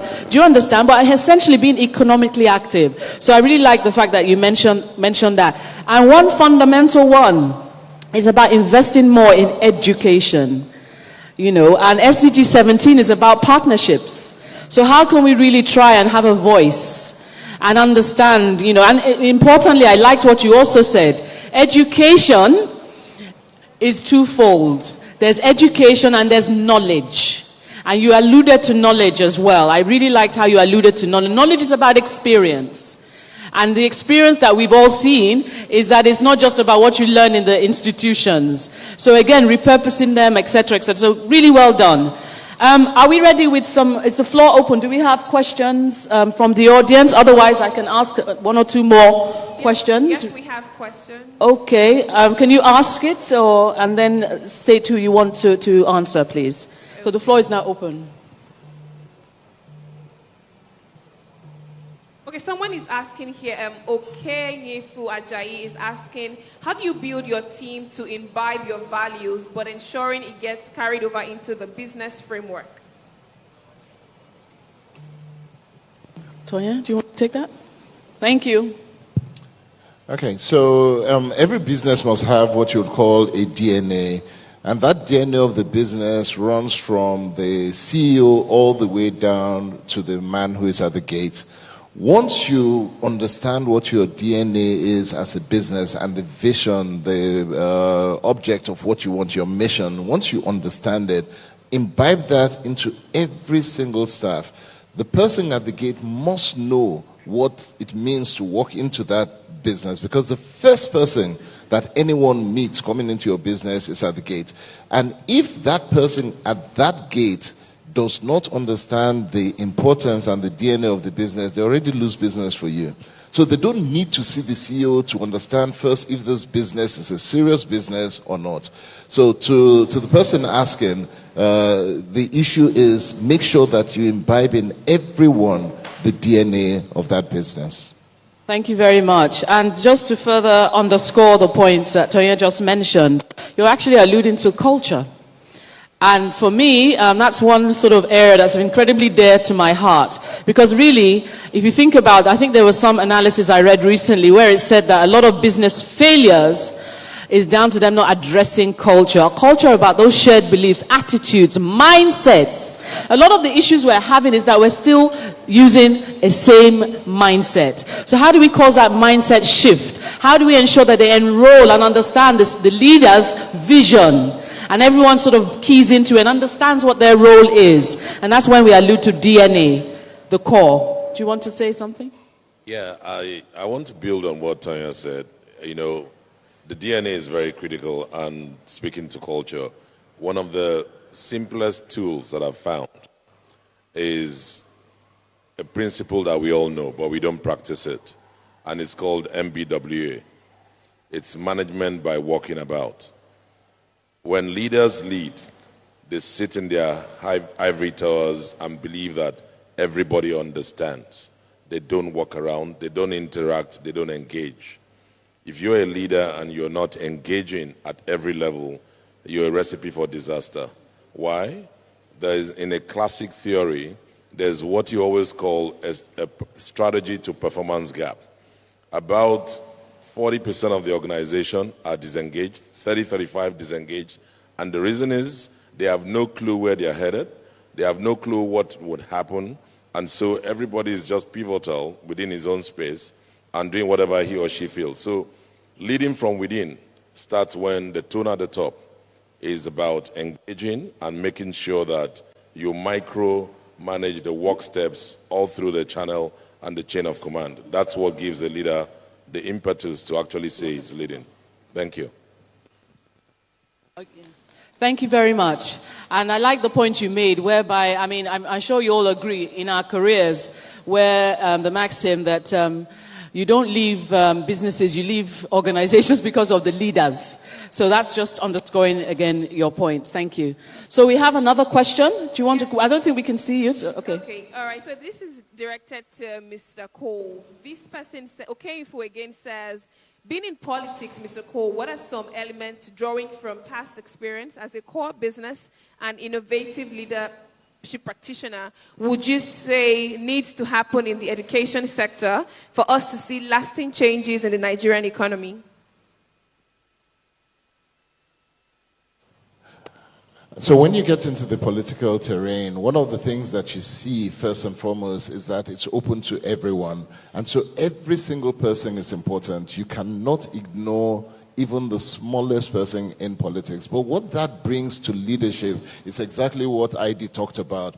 which means that if you're sitting in your ivory tower and you're not walking around, there's a term in politics called carrying everyone along. If you're not carrying them along, then you're already doomed to fail. So when it then brings it into education, the one thing that you then understand is what Joyce then talked about, which means that education is pivotal. So you look to the real bottom of the pyramid, and you know that you must educate from the bottom of the pyramid up. If you can educate the base of that pyramid, then you already move people from a place where they're only interested in what you call stomach infrastructure to now wanting to contribute more, because now they're no longer as hungry that they're thinking of only their stomach, but they can now begin to engage with their minds, and then the mindset shift that you talked about is important. So education is critical at the bottom of the pyramid. All right, does any other person have, or do I just... Any further comments? No? Okay. I'll let you go on whilst I collate the other questions. Okay. All right. I'm going to channel this question and to Dr. Bala, if he's still with us. Dr. Bala, are you still there?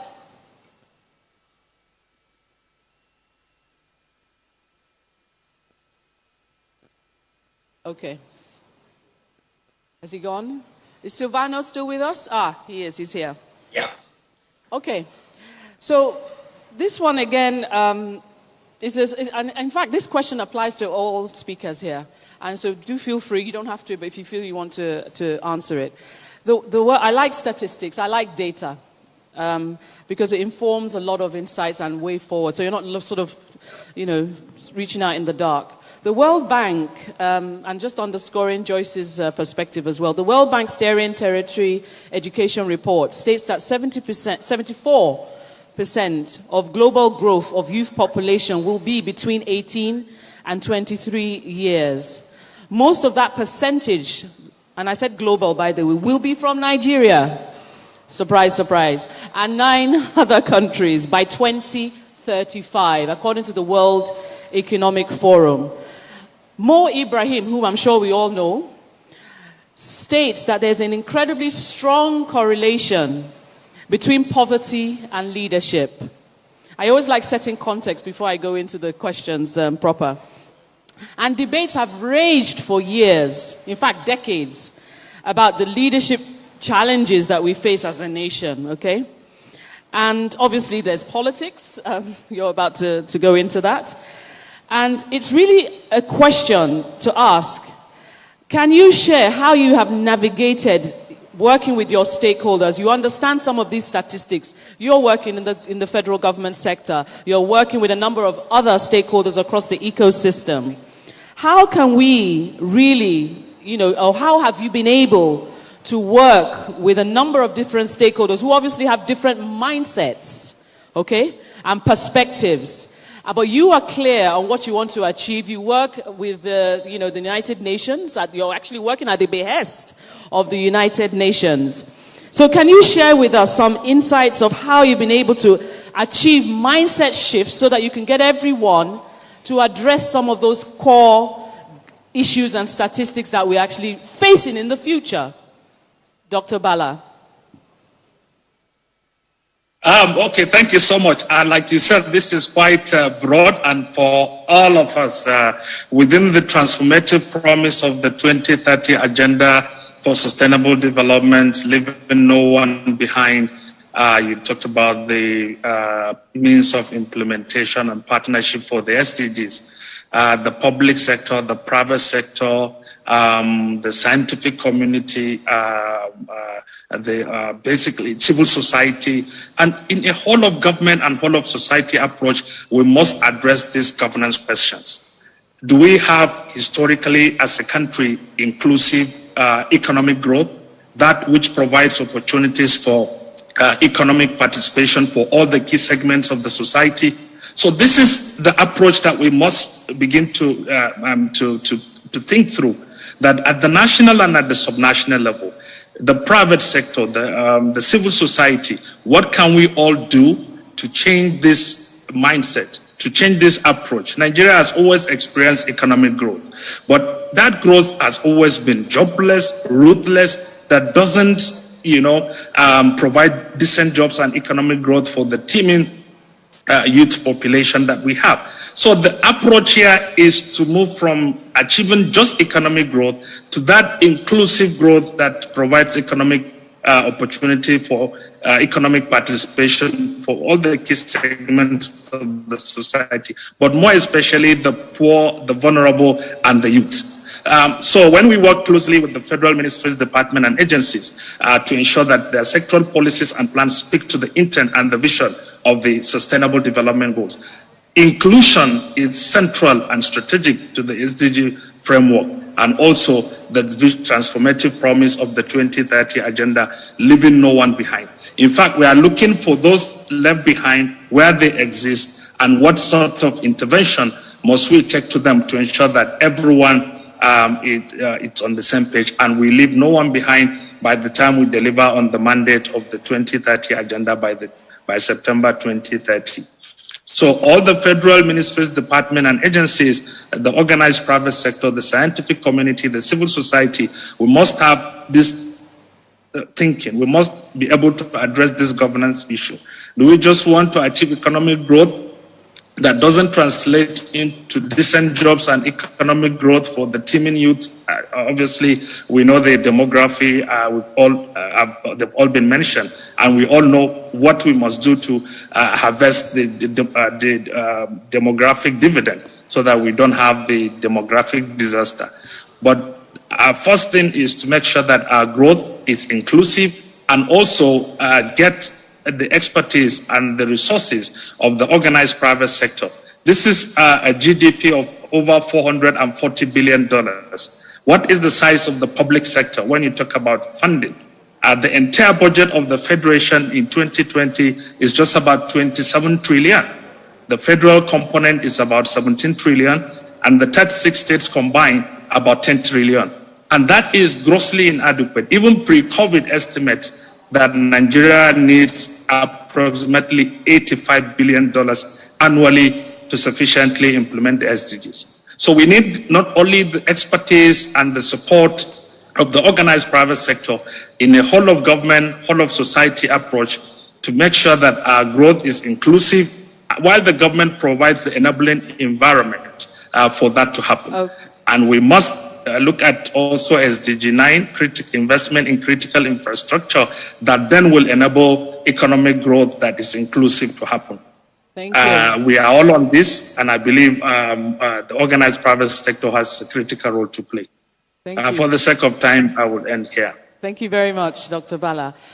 Just before we take a question, I really want to ask our speakers here again, because I think one of the biggest challenges we face as a nation is those deep-rooted mindsets that we all have. And you're about to go into a totally different arena.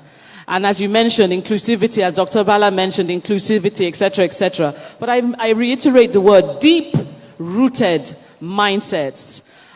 Can you, as leaders that have now shifted from success to significance, now you're going to be trying to scale that.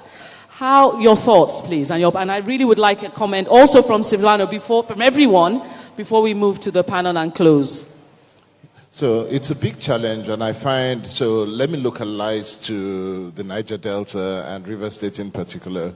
The Niger Delta has an entitlement mentality which we have to deal with, and that's a mindset issue. And one of the ways of dealing with that is exposing people to the wider array of what is possible outside. What have other people done with the Delta? And you take it's in East Asia, the Niger Delta is the second largest delta in the world. Everywhere else, they have conquered the Delta, used the Delta as an ecological masterpiece, businesses from the Delta. So one of the things that we have to do is move away from the oil mentality to the mentality that there are other things that you can do in the Niger Delta that is not oil. And there are many. And so that's what we have to do. So my going in there is to show and expose a greater array of possibilities that you can do. And Joyce mentioned one. Just sit down somewhere in Krakrama and begin to work in either Vietnam or in the US, sitting down in a village that was never heard of outside of River State, and begin to earn foreign exchange. Why? Because technology has made that possible. Okay, so I heard what you said, and just to paraphrase, I heard you say is about shifting them from a transactional quid pro quo perspective mindset to a transformational, visionary mindset. And by way of sharing... Okay. She's the politician there. Okay, thank you very much. Any further comments? Hold on, let me see if Silvano is with us. Silvano, do you want to make a comment on what we were just talking about? Well, yes, I would like to say just a few things that from my point of view, as a European, I think that the future for Nigeria is really bright. So in less than 30 years, Nigeria will have around 400 million of people, the same number of population of Europe and US. But Europe will have 400 million of people with an average age of 52, 54 years old. US will have 41 years old, so 400 million of people with 41 years old as average age. Nigeria will have 400 million of people with, let's say, an average age of 22, 23. So also the mindset, from my point of view, of Nigerian is very good because people are very business oriented, from not only oil, but woods, minerals, whatever. So I think the future is really bright for Nigeria. And in the next year, I don't know how, because of course I don't know, but Nigeria will reach a lot of results, I'm sure. Okay, thank you very much, Silvano. Heidi. Well, Folashade, if I have to speak very frankly and honestly, please. We are always deceiving ourselves. But you share the solutions, though. No, I'm coming, and you'll agree with me. And with all due respect to all aspirants and my good friend Tony, I'll definitely support everyone. But I fail to see one aspirant who addresses the very core of our challenge. And the core of our challenge is what you said, mindsets that have become mind traps. You can't drive and govern or lead a people without clearly coming to brass tacks of reorientation. There is no people agenda.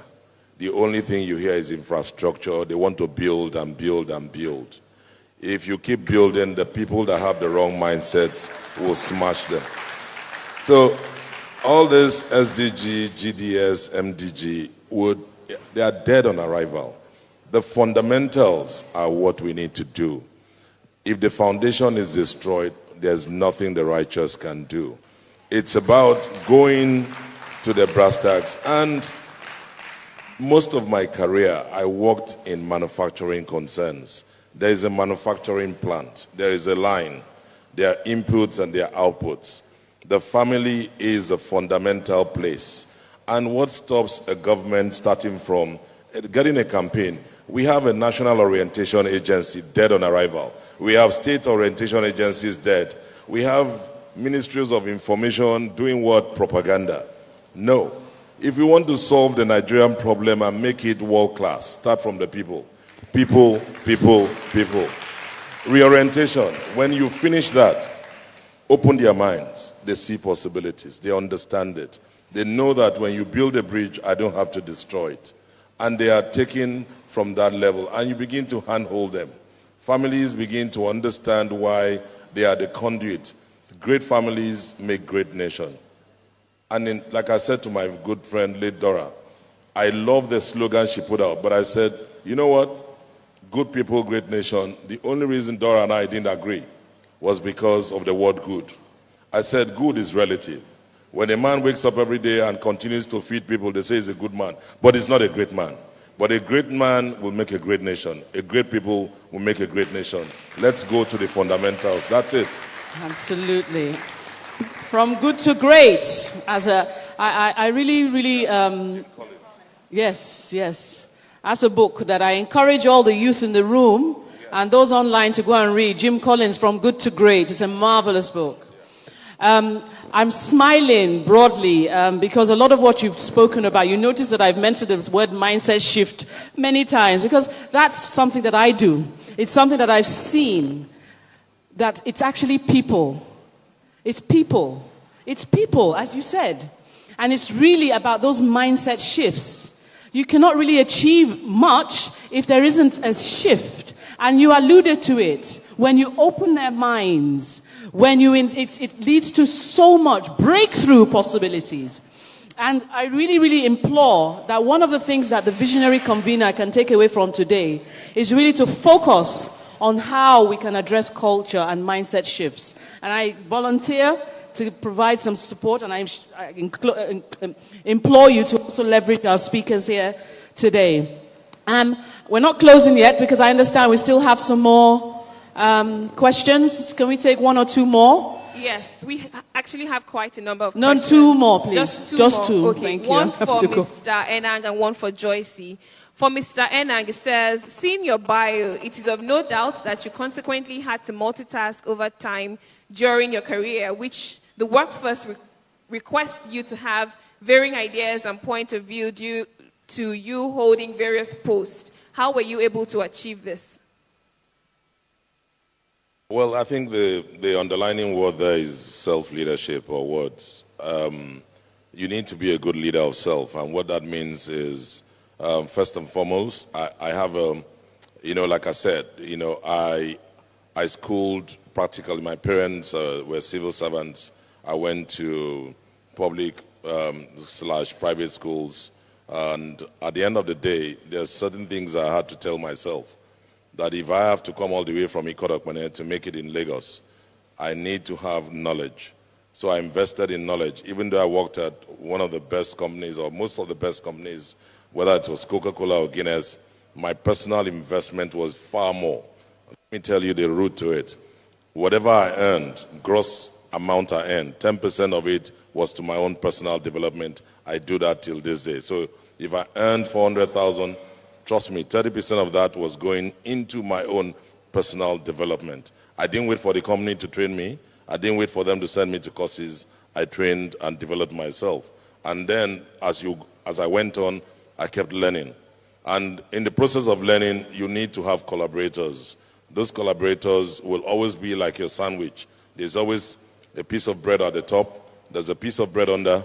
And in between, you can now choose what you want. That's your own vision of where you want to go. It could be ham, it could be tuna, it could be chicken.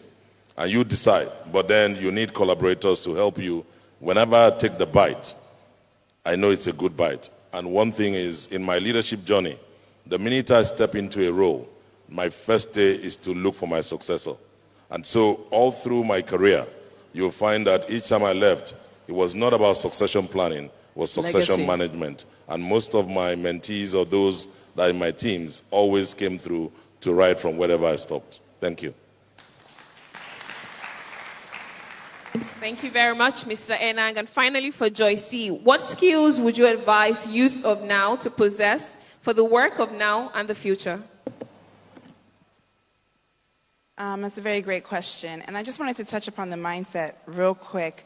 It's interesting because this morning I was having a discussion with one of our nannies. My 5-year-old literally was asking a question that we were wondering where he got this question from. And her first instinct was to silence him. Like, you cannot ask that. You have no right. You're young. What are you?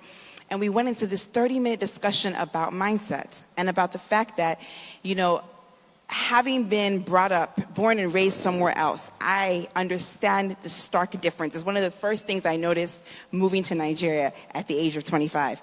And that for me was the fact that we are taught over there to be extremely inquisitive. So when Mr. Enang was talking about, starting with the family unit, for every single one of us in here, it starts with, first of all, empowering the children around us to be curious, to be inquisitive. I went into this whole session of teaching her that there's no question he's not allowed to ask. My parents used to tell me, the teachers used to write, she's very inquisitive, and they'd say, Joycey, keep it up. And that actually has informed who I am as an adult. There's nothing I don't think I can achieve. There's nothing I don't think I can explore. If I haven't been to the country, I realize that one day I can get there, and I use the tools I can right now to study different cultures. The point is, let's empower all those around us. And I think that's something my nanny said to me. Listen, in Nigeria, we're taught to live in fear. And I just think it starts with us, to be able to start to change that individually, wherever we are, with those around us. To your question, I think the skill sets in this day and age, we have to realize that the world's a global village, and the internet has allowed us, even social media, has allowed us to know what's happening in another part of the world, and you almost feel, if you forget, that you know someone extremely well, or you know another culture very well. And I think it's very important to, first of all, people, I'm trying to think of what would say my top 3 things are. But number one, just when I think about leadership skills, I think about the idea of people management, right? Realizing the importance of how to engage with people, because we're now in a globalized world, cultures are now mixed up, you're engaging with people from different parts of the world. People management is something to learn, and look into courses like that. Project management, the idea of being able to see something from start to finish, because you find that skill needed in any career and anything that you're going to work on. Project management is very, very key. And then, of course, people in here might talk about tech, right? Just finding that niche in tech that interests you and learning more about it, because no matter what we say, it's a huge part of the future. Technology is how you will leapfrog as well from where you are to where you want to be. Wow.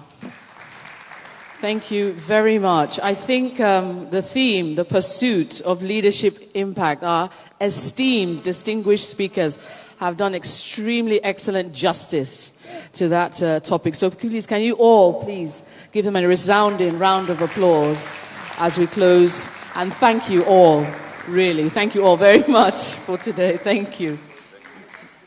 Thank you. Please, can we have a round of applause for our moderator for doing such a great job moderating us. It's not easy moderating these 3 here. And 2 online as well. Thank you all. Thank you.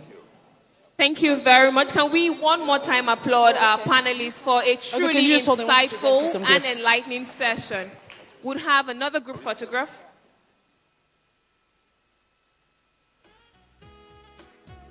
Right after this, we'll then take a fireside chat that will be moderated by Mrs. Folashade Ambrose. The fireside chat.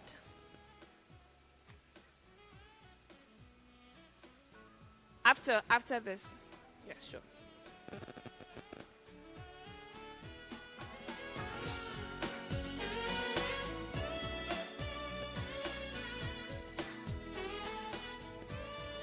For our panelists who joined us virtually, will present your gift as well, embracing the digital technology era. So can we have the gift boxes, please? Thank you very much. We have our convener, Mrs. Titilayo Oshodi, present gifts to our very eminent and eloquent speakers today. Thank you very much. You have done a fantastic job on dealing with strategic management and leadership today, and we're truly, truly inspired. Thank you for sharing your stories and for sharing from your wealth.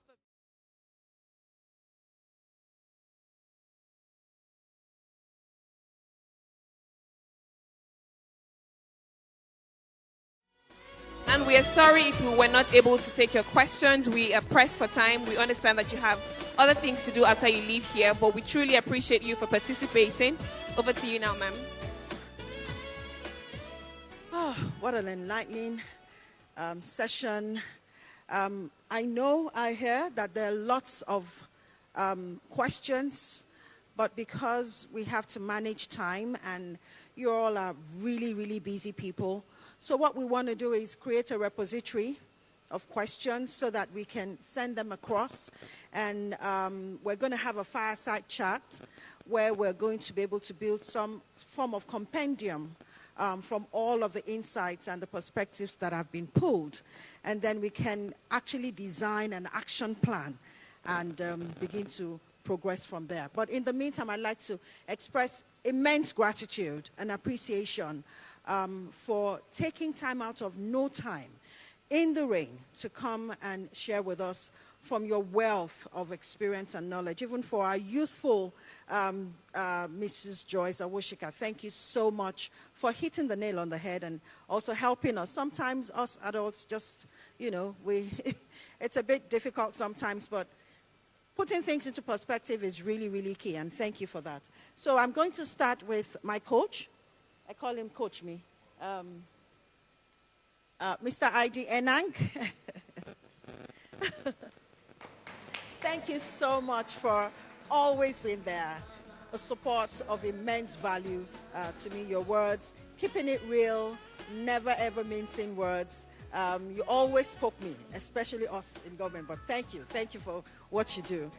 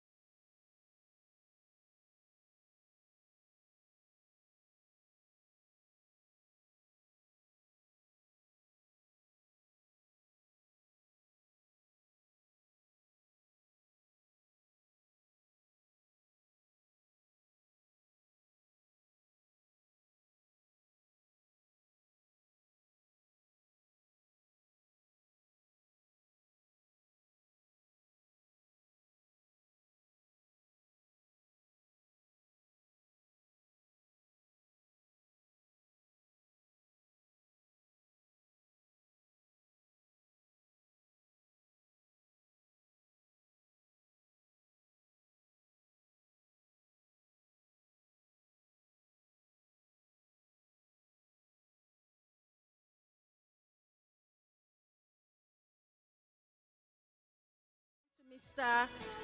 Silvano Bellinato, the Italian Nigerian Chamber of Commerce, Mines and Industry.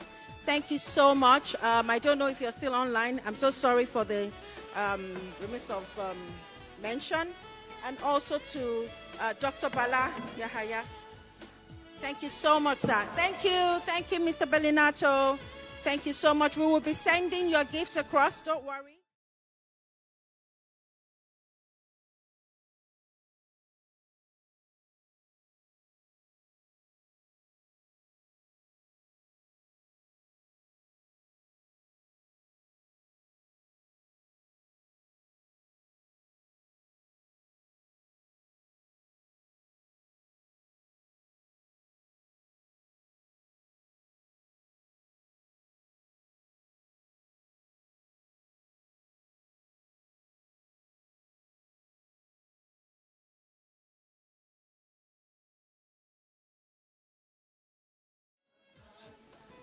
Our uniform.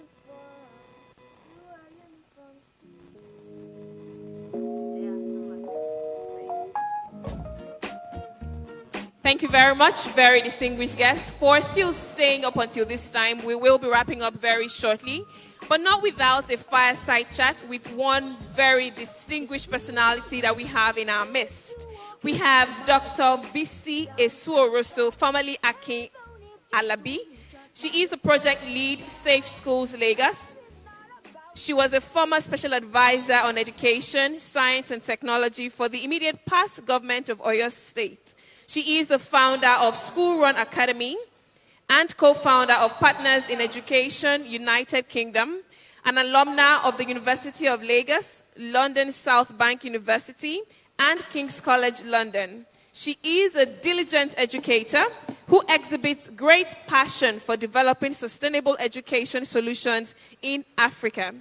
BC was recognized 20 years ago in the United Kingdom by the then British Prime Minister, Mr. Tony Blair, for excellence in childcare while she was running 5 childcare centers, all founded by her.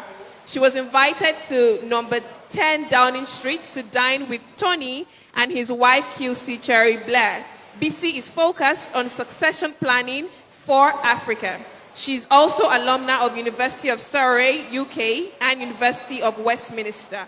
Ladies and gentlemen, please join me as I make welcome Dr. Bisi Esuoroso for a quick fireside chat. Thank you very much. Let's not get tired. We are wrapping this up very gradually. After the fireside chat, we'll cut the cake and we'll do something very symbolic that leads us into the future.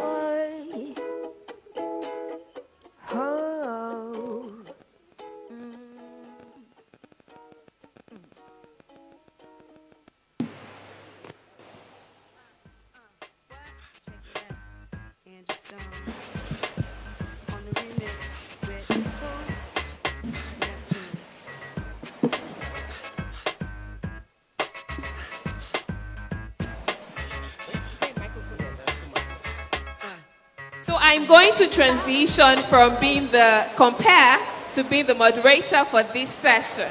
It's my honor to be here, ma'am. Would allow everyone to settle very quickly before we get on to this conversation.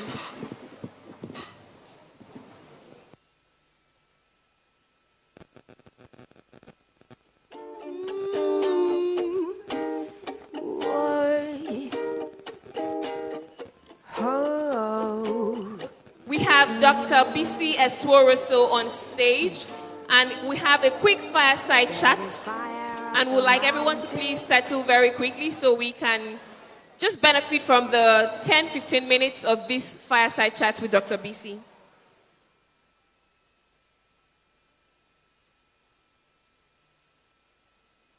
I wake up in the morning, tell you what I see on my TV screen. I see the blood of an innocent child, and everybody's watching. All right, thank you very much, Dr. Bisi. It's an honor to have you here. Good afternoon. Thank you. Good afternoon. All right, so before we get into the conversation proper, my first question to you will be to share your thoughts on the theme for this symposium, which speaks to strategic management and, a pursuit for better leadership impact in Africa. Thank you. This is a very apt theme because we are in a critical time in our nation whereby we need to start looking at the future, most especially because of the statistics that we just heard, that we have 62% of almost 200 million Nigerians are below the age of 25. So basically, we need to be looking towards the future for impactful leadership, basically, because we also learned that 50% of this population are unemployed. So there's great consequences of that for us as a nation. So strategic management in the pursuit for better leadership impact is pertinent to our survival as a nation and a community. Thank you. Thank you very much. I love that you even came with the numbers, so you had your receipts. But for you, how do we achieve this? Like, what are pragmatic steps that we can take as a nation to achieve, better leadership impact? Like the panelist members have all put it, all of them are saying the same thing. And even the convener gave us 4 key parameters, pointers to achieving this, which is the family, relationship, personal, and career. And when you look at those 4 things, it's sort of wrapped around the UNESCO 4 pillars of learning, which is learning to know, learning to do, learning to be, and learning to live. So basically, when you look at learning to know and learning to do, that is what we have in the curriculum most of the time, because it teaches you on how to acquire skills and thinking ability. But when it comes to learning to be and learning to live, where moral and character education comes in, we don't do as much. And I think that should be an area we need to look into. Like Mr. Enang said, that he spent so much time in self-development, developing himself. What this means is that he's learning to be. That's learning to be, basically, whereby you develop soft skills to be a person, to understand that you need education, you need lifelong learning. We need to get to that stage. So what are the parameters? What are the things that we need to be able to move forward and develop these things? We just need to go back to education. And when we say education, it has to be not just formal education, not education in the classroom, but we're talking about education of the people. Like Mr. Enang said as well, that people. And you find out that when you go closer to the people, you will be able to achieve most of these things that all our leaders are aspiring to achieve. Because I believe that Nigerians are one of the easiest people to rule. Because we only shout. And after a while, everybody goes into their corner. But if we have true leadership that recognizes people as human beings and look for ways to empower them, to creating opportunities for the future. And when we say the future, these are the younger children. And I love what Mrs. Awoshika said about our children being given that opportunity to ask any question. In Nigeria, most young people are seen and not heard. And we have grown up to know that as a norm, and we have accepted it. And as such, we lack the ability, our young people lack the ability for critical thinking, because it's like they will be shut down anytime they needed to be inquisitive. And an inquisitive child is seen as being rebellious. So we need to change our mindsets, just like I think it's Mr. Enang as well that says so. And changing our mindset means we have to go closer to the people, because we have different mindsets in the different 6 geopolitical zones in Nigeria.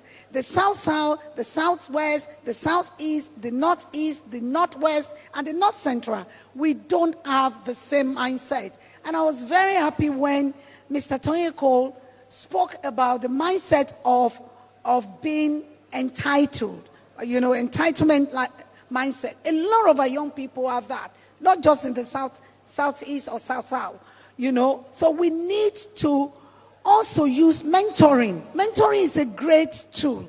And I'm so happy when the convener spoke about compendium. We do symposiums. We talk all the time. But how do we implement? How do we move from a talk shop to an action place? And I think that's what we need to look at. Thank you. Wow, Dr. BC, you couldn't have put this any better. And I was smiling whilst you were talking because you took out my next 2 questions. So I was going to ask you about your thoughts on mentorship, which you've already answered. But then I was going to ask you again, because looking at your profile, I see that you are passionate about education, and then you were a former special advisor to Oyo State Government on Education, Science, and Technology. So I was going to ask you what you think we can do, what like immediate steps to transform the educational sector in Nigeria to actually birth the dream that we want. So what immediate steps can we take to transform the sector in Nigeria? Thank you. The education that we have in Nigeria is not fit for purpose. Our education, there's a disconnect between the education we are being given and the education that we need. We have taken out our culture. We have taken out our language. We have taken out our heritage in the education that's been given unto us. We have allowed our young people to embrace the West. Everything Western is what we have embraced. And everything Western does not work for us. I've lived in the UK since 1989 when I left the University of Lagos. And all my kids were born there. But immediately they are 10, I bring them back to Nigeria. Because I was a teacher for so long in the UK, and I know that my children will not grow between the age of 11 and 16 in the UK. Because that is when they overgrow.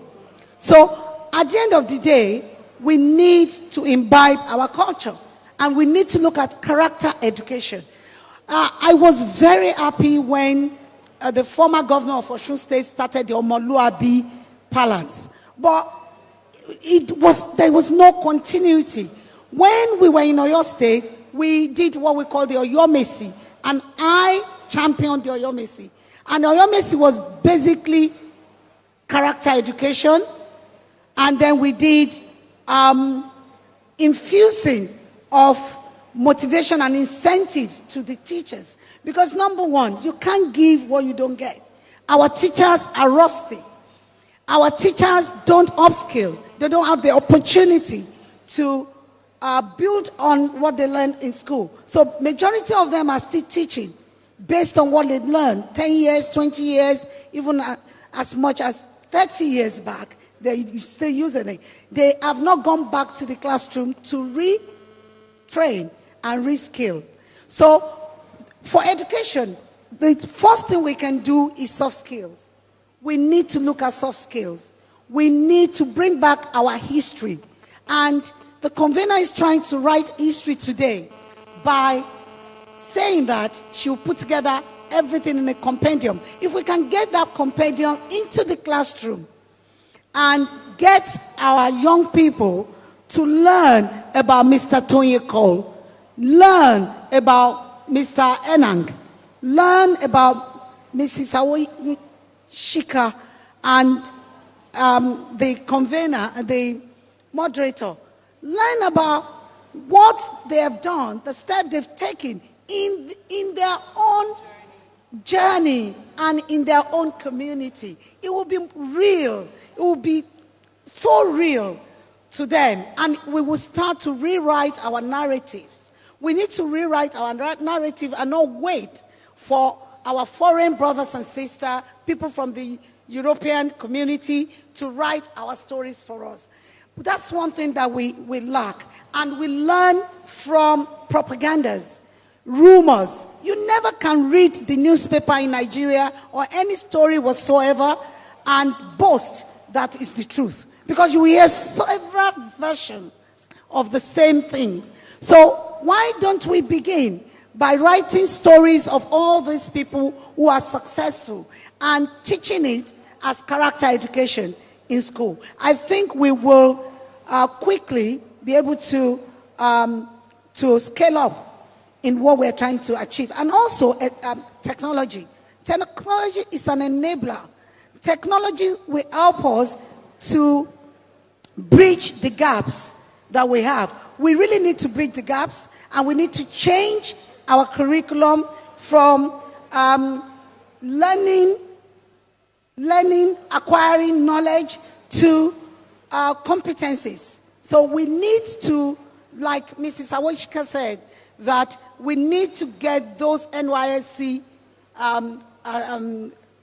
candidates to go back and learn a skill.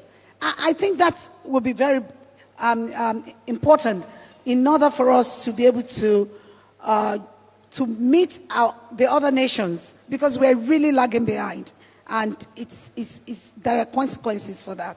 Thank you. Thank you so much, Dr. BC. You are really hitting the nail on the head. You spoke about the importance of soft skills, which we more often than not miss in the Nigerian education sector. We do not have opportunities for that, because that is what helps with character development, which is very, very, crucial in building a true leader that we desire.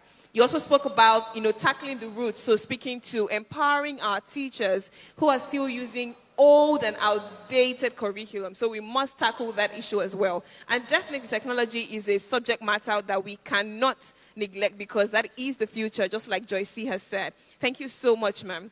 Yeah. So one more thing I'll ask you before we wrap this up is, you have a very impressive profile. I'm very inspiring one at that. I mean, you had 20 years ago, you met with the then British Prime Minister. You had 5 child care centers in the UK. So I'm going to ask about that. What is the importance of the family in building up a child? Thank you. You can, like somebody said, a great family makes a great nation. But I also would like to say one thing, that leadership skills sometimes can be innate. Some of us are built to be leaders, but it is learnable. It's teachable. We can teach it. For me, basically, I'm the wrong person to talk from the perspective of family, because I come from a very disjointed background, and I'm not afraid to say this, but education brought me to where I am today. I've always been a very boisterous young kid. I'm very intelligent. Those who have been in my class knows I've never come second, and I never knew failure. But my life would have been derailed if not because of education. I thank God for the education that we were given in the 70s and the early 80s in this country. That was what built me.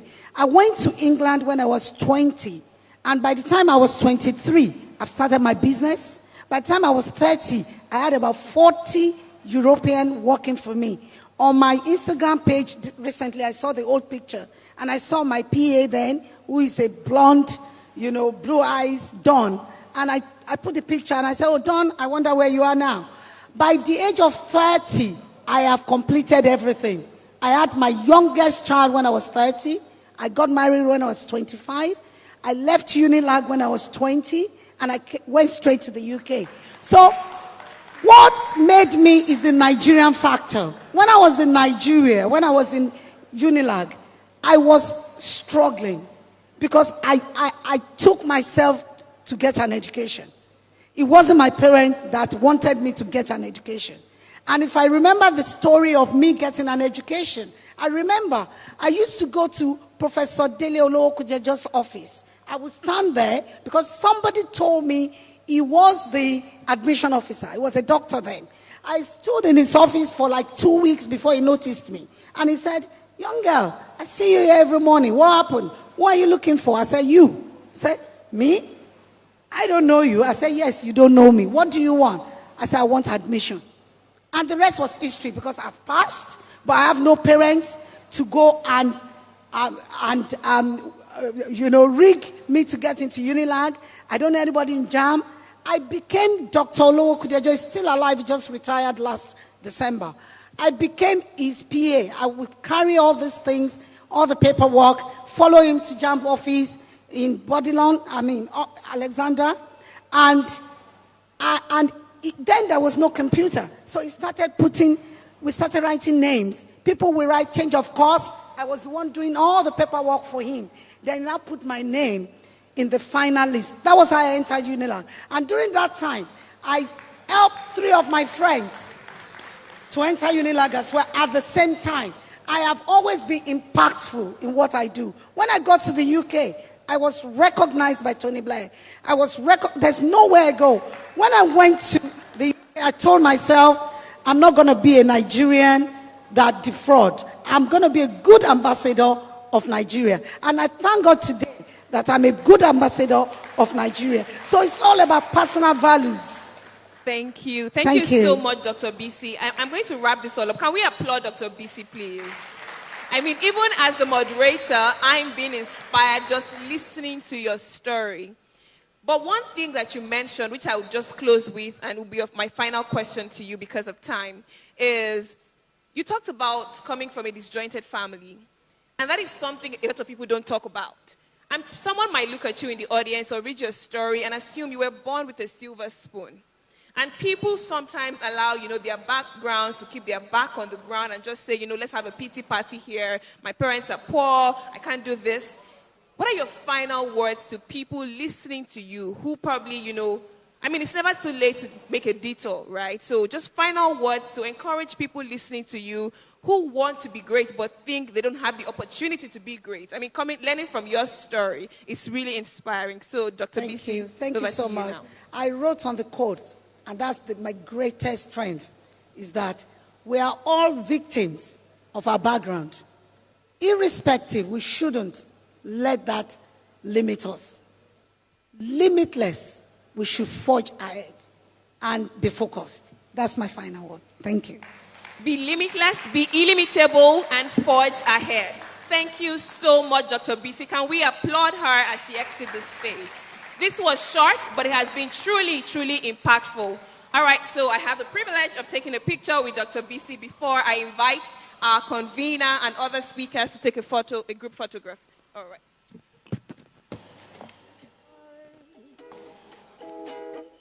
Oh. Can we have, yes, please, come up stage. Thank you so much. There is fire on the mountain, and nobody seems to be on the run. Oh, there is fire on the mountain top, and no one is around. We hope that everyone has had a truly impactful and inspiring Friday so far. We are gradually wrapping this all up, but something symbolic will happen very shortly before we cut the cake and officially close the ceremony. Thank you so much for staying up until this time. But please come, yes, for group photograph. Thank you. Thank you. Now I'm looking out my window, and what do I see? I see an army of a soldier man marching across the street. Hey. What did it say to make you so blind to your conscience? Oh, also joining us on stage is a co-celebrant, co-convener, a very supportive husband that has made, if you see a successful woman who is blazing the trail, she definitely has a supportive husband. We have Mr. Titilayo Oshodi joining us on stage. It's an honor to have you here. Can we applaud the co-celebrant? Thank you.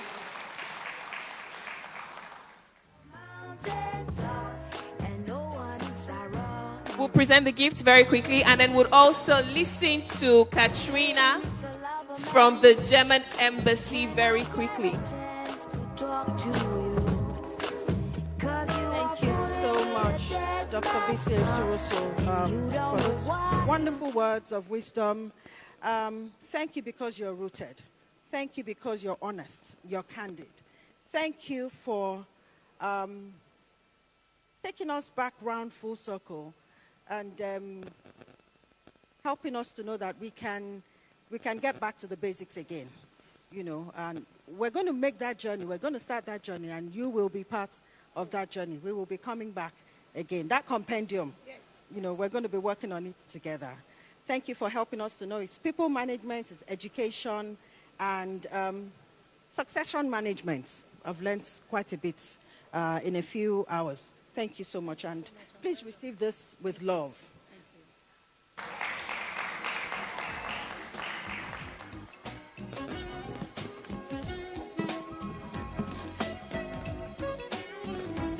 Thank you very much, Dr. BC. That was short, but truly, truly inspiring and impactful.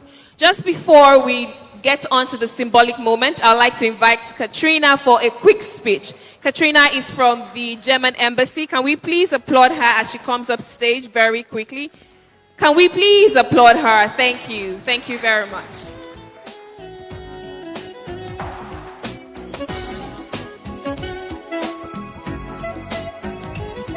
Katrina Fegin-Hewa is a delegate of German Industry and Commerce in Nigeria. Over to you now. Thank you very much. And for everybody who got worried now, worry not, it will not be a speech. It will just be one or two thoughts that have come up in the course of this morning. But before I share those, I want to congratulate our celebrant, Titilayo Oshodi, who is busy greeting people, but just to wish her a very happy birthday and to thank her for the invitation so that I can be here today, meet all you wonderful people, and enjoy the moment celebrating you, Titilayo. Very nice. Happy birthday. You missed that as you were greeting. There were a lot of insights that we have heard this morning already, a lot of impulses. If you remember the image of the pebble that you can either drop into the water and it makes one impact with a bit of ripple effect, or you can try to throw it in a way that you have several impacts. And if you're really good at it, then it's a lot of impact that has also ripple effects with every encounter with the water. So the same happened to me as I was listening to the speakers this morning, because there were so many impulses, so many thoughts that led to other thoughts and other thoughts and other thoughts that can all be led back to one comment or one insight shared by the amazing speakers we had. And there were two concepts that are related to strategic management and leadership impact that I wanted us to think a bit more about. One thing or one concept is sustainability. If you look at the word sustainability, what does it really mean? It means the ability to sustain or to be sustained. Now listen to that. Sustain has a bit of a passive connotation. It's a bit like you sustain an injury, right? You manage to get by, you manage to keep going.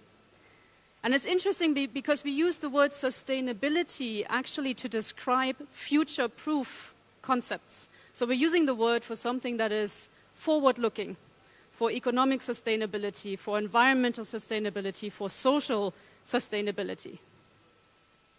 And why is that? Because we're not looking at the concept of sustainability as a preservation of the status quo, but as a concept to be able to sustain our growth. And I think that is something that sometimes gets lost in our conversation, that as a leader and in our strategic management, we're not managing to keep the status quo. We're managing to grow better, to become better, to grow further, to improve. A second concept, and the thought is going into a similar direction, is about resilience. We've heard the word several times this morning, resilience. Resilience originally means the capacity to bounce back, to recover, to spring back into the form that you had before the impact. So rather than taking a hit and stepping back, you take a hit and step back forward. But by the original definition of resilience, it just means that you're getting back to the shape that you were in before the impact hit. So resilient leadership, I think, is not enough, because resilience just means that you recover to where we were before. But instead, and I think that's what all the speakers shared today and what Titilayo embodies, is that you take a hit and you take this hit as opportunity to bounce back better, to come back even stronger. And I think those are two aspects that we should keep in mind when we talk about strategic management, leadership impact, in order to, and I quote our celebrant, make this world better. Thank you. Thank you so much, Katrina, for sharing your thoughts. I mean, we can't overemphasize the importance of being resilient. It's a very, very vital characteristic of any leader. Thank you so much. At this point, we'll now be doing something very, very symbolic. You know, much more than talking the talk, we must also walk the talk. At this point, we'll be presenting a certificate of scholarship, which is a certification scholarship offer, to the Save the Boys Initiative. Now, Save the Boys Initiative is a foundation that the celebrant, Mrs. Titilayo Oshodi, has identified. And 2 students from the Save the Boys Initiative will be benefiting from this scholarship. I think she deserves a round of applause for that. And now you might be wondering, why the boys? What happened to the girls? A lot of times we neglect the boy child. And we need to focus on the boy child. We have so many initiatives for the females. I mean, this is just the first one. So many other ones are coming up. So we're starting with Save the Boys initiative. And 2 students are getting a scholarship from there. But first, I'd like to invite our convener and the celebrants to present the check to Coach Ebuka, who represents Save the Boys initiative. Is Coach Ebuka in the room? All right, please come forward, Coach Ebuka. Coach Ebuka is representing Save the Boys initiative. Can we please applaud him as he comes up stage? I think this is really laudable. So much more than talking, Mrs. Titilayo is giving back to the society by supporting 2 boys. For starters, I mean, this is the first of many to come. So to celebrate her 50th birthday, much more than the food, the drinks, the pictures, the glitz and the glam, we are supporting 2 boys from Save the Boys initiative, and they'll be presented their check now, and it will be received by Coach Ebuka from Save the Boys initiative.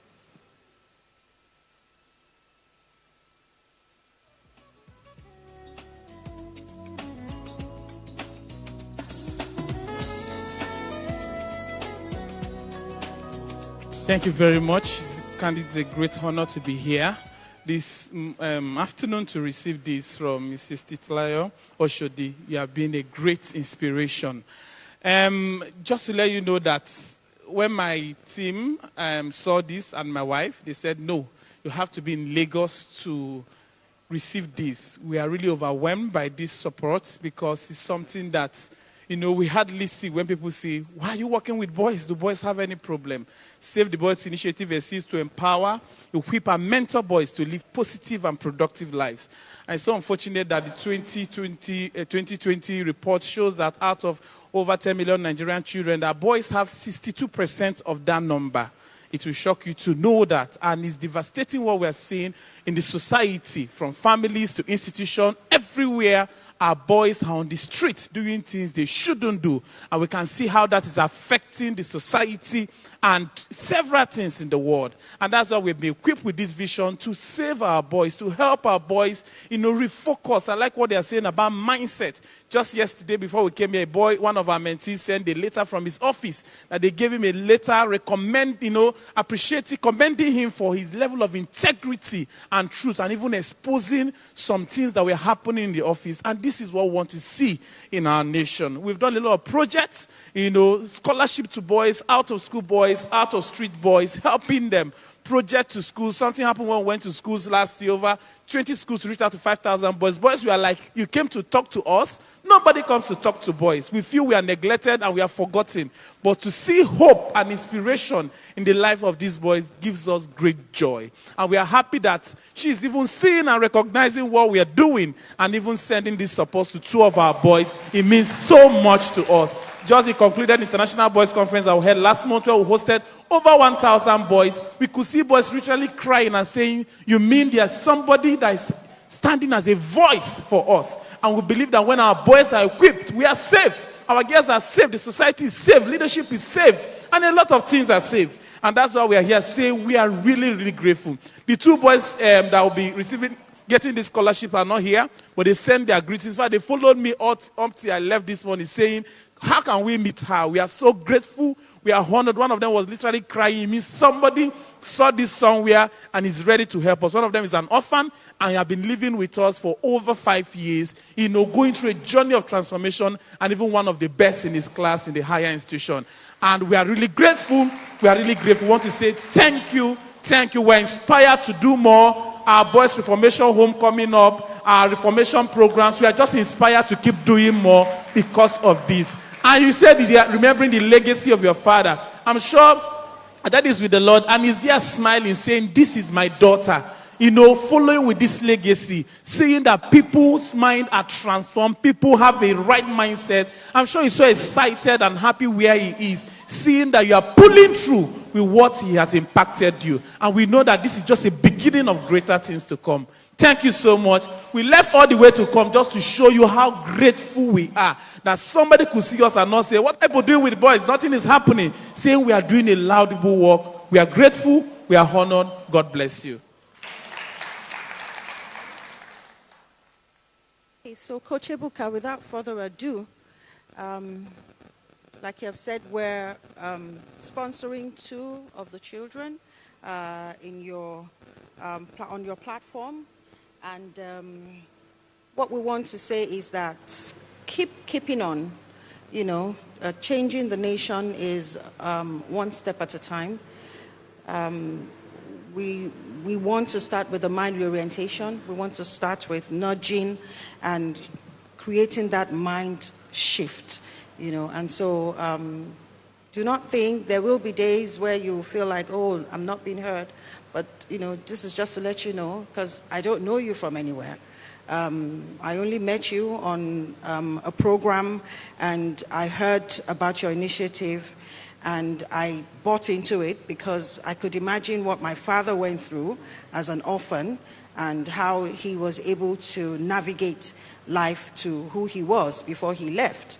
And I also feel strongly that if he could deposit so much when I was aware of myself from age 6 for just 3 years, and I was able to stand and be clear about his philosophies and what he stood for, then the power that is in the hands of a man cannot be undermined. It cannot be overemphasized.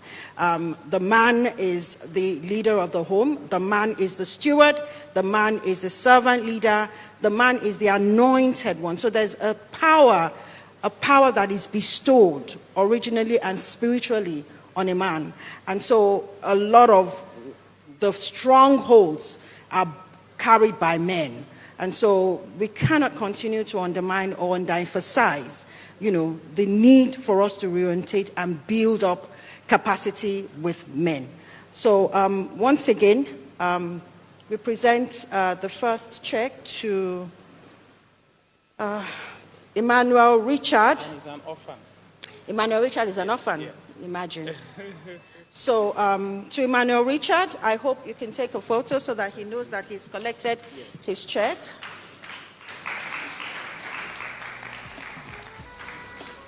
And the other one to Emmanuel Adole. Emmanuel Adole. Can I have my husband come join me, please? Dubola, please come join me, please. Thank you.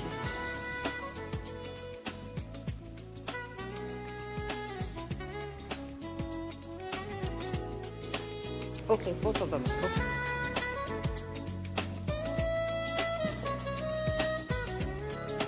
Do you want to move a bit?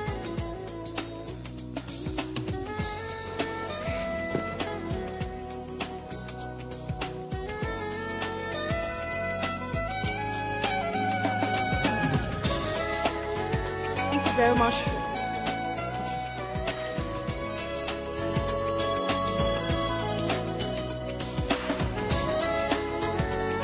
Wish you all the best. Thank you so much. You're welcome. Thank you so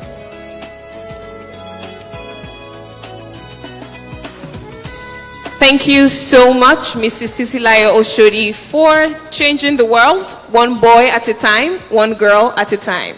Congratulations to Save the Boys Initiative, and we applaud you for the incredible work you are doing to change the lives of boys, especially because they feel so neglected, and we must not neglect them. So thank you so much for the incredible work you're doing, and congratulations to the 2 recipients of the scholarship.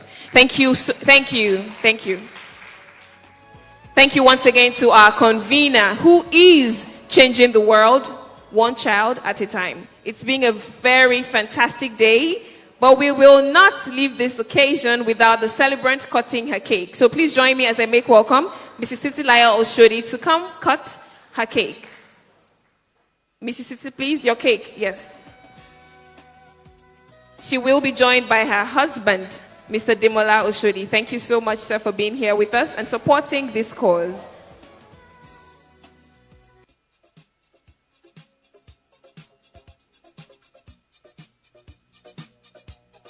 We will cut the cake together with Mrs. Titilayo Oshodi, and I will work with everyone in the audience. We'll count in multiples of 5 to get to 50. Are we ready? Don't worry, in case you've forgotten your 5 times table, I'll lead. All right, let's do this. Fireworks, are we ready? Not yet.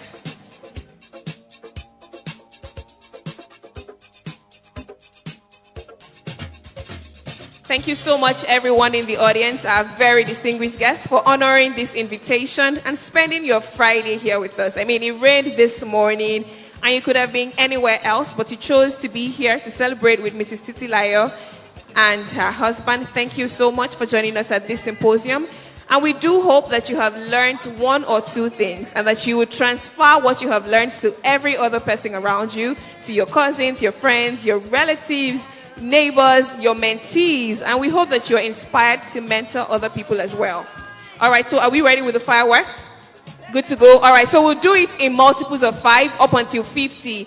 On 50, Mrs. Titilayo, you cut your cake. All right, let's go. 5, 10, 15, 20, 25, 30, 35, 40, 45 and 50. Happy birthday to you. Happy birthday to you. Happy birthday. I just never understood how a man who died for good could not have a David Wood. He said, aside for his recognition. Thank you so much. We'll now leave the floor open for about a minute if you'd like to join them for quick photographs before we officially take the vote of thanks. So we are not done. DJ, bring it down. Thank you very much. So quick photographs. So just 1 minute if you'd like to join very quickly for photographs. Please join them for a quick photograph. Thank you so much. In about 50 seconds, we'll wrap this up and we'll take the vote of thanks. Thank you so much, everyone, for staying up until this moment. We appreciate your time. We value your presence, and we do not take it for granted at all. On behalf of Mrs. Titilayo, we are thanking you. Oh, no, I'm not doing the vote of thanks. Mr. Titilayo Oshodi will do that. But thank you. Thank you, everyone, for being here. We hope that you have been truly impacted and inspired to do more for the community and to be a better leader as well.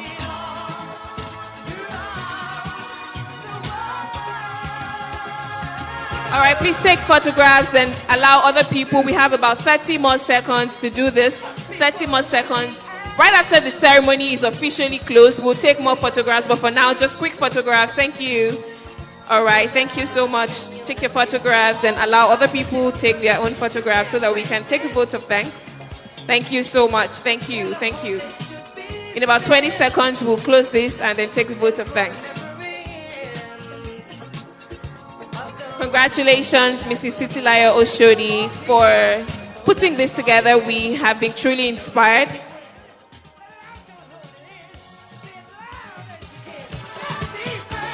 In about 10 seconds, we'll wrap this all up so that we can officially close the ceremony and then take as many photographs as we would like to take. Thank you.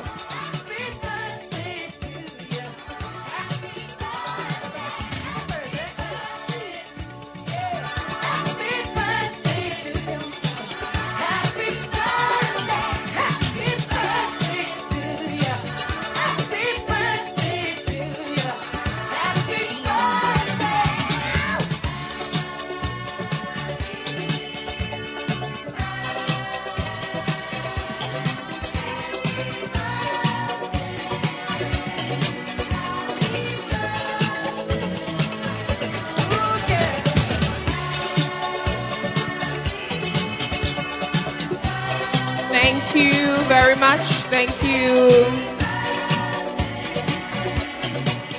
In about 5 seconds, we'll be holding on the photography. We know the key to unity of all people is in the dream that you had so long ago that lives in all of the hearts of people. Believe me.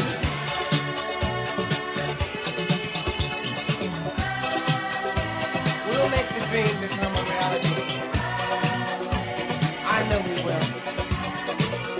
Because our hearts tell us so.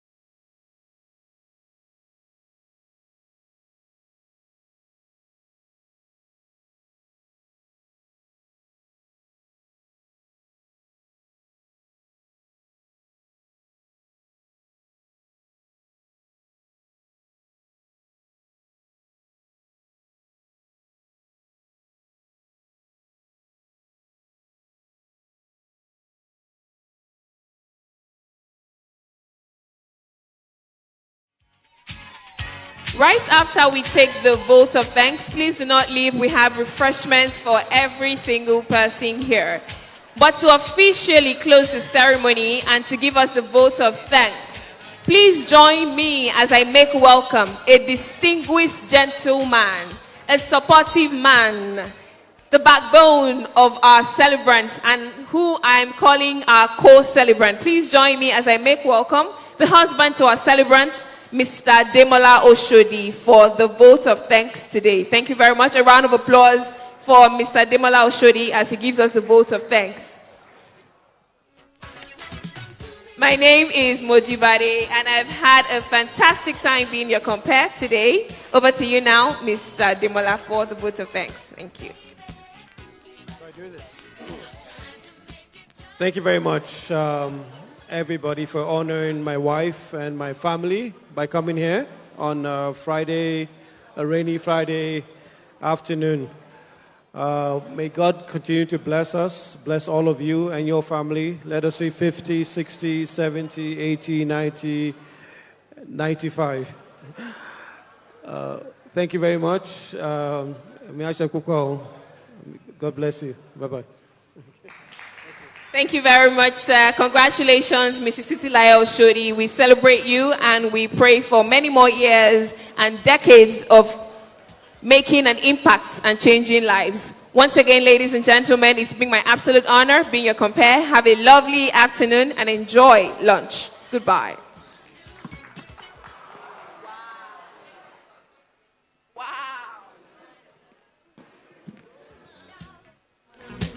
I said goodbye, not turn off the light.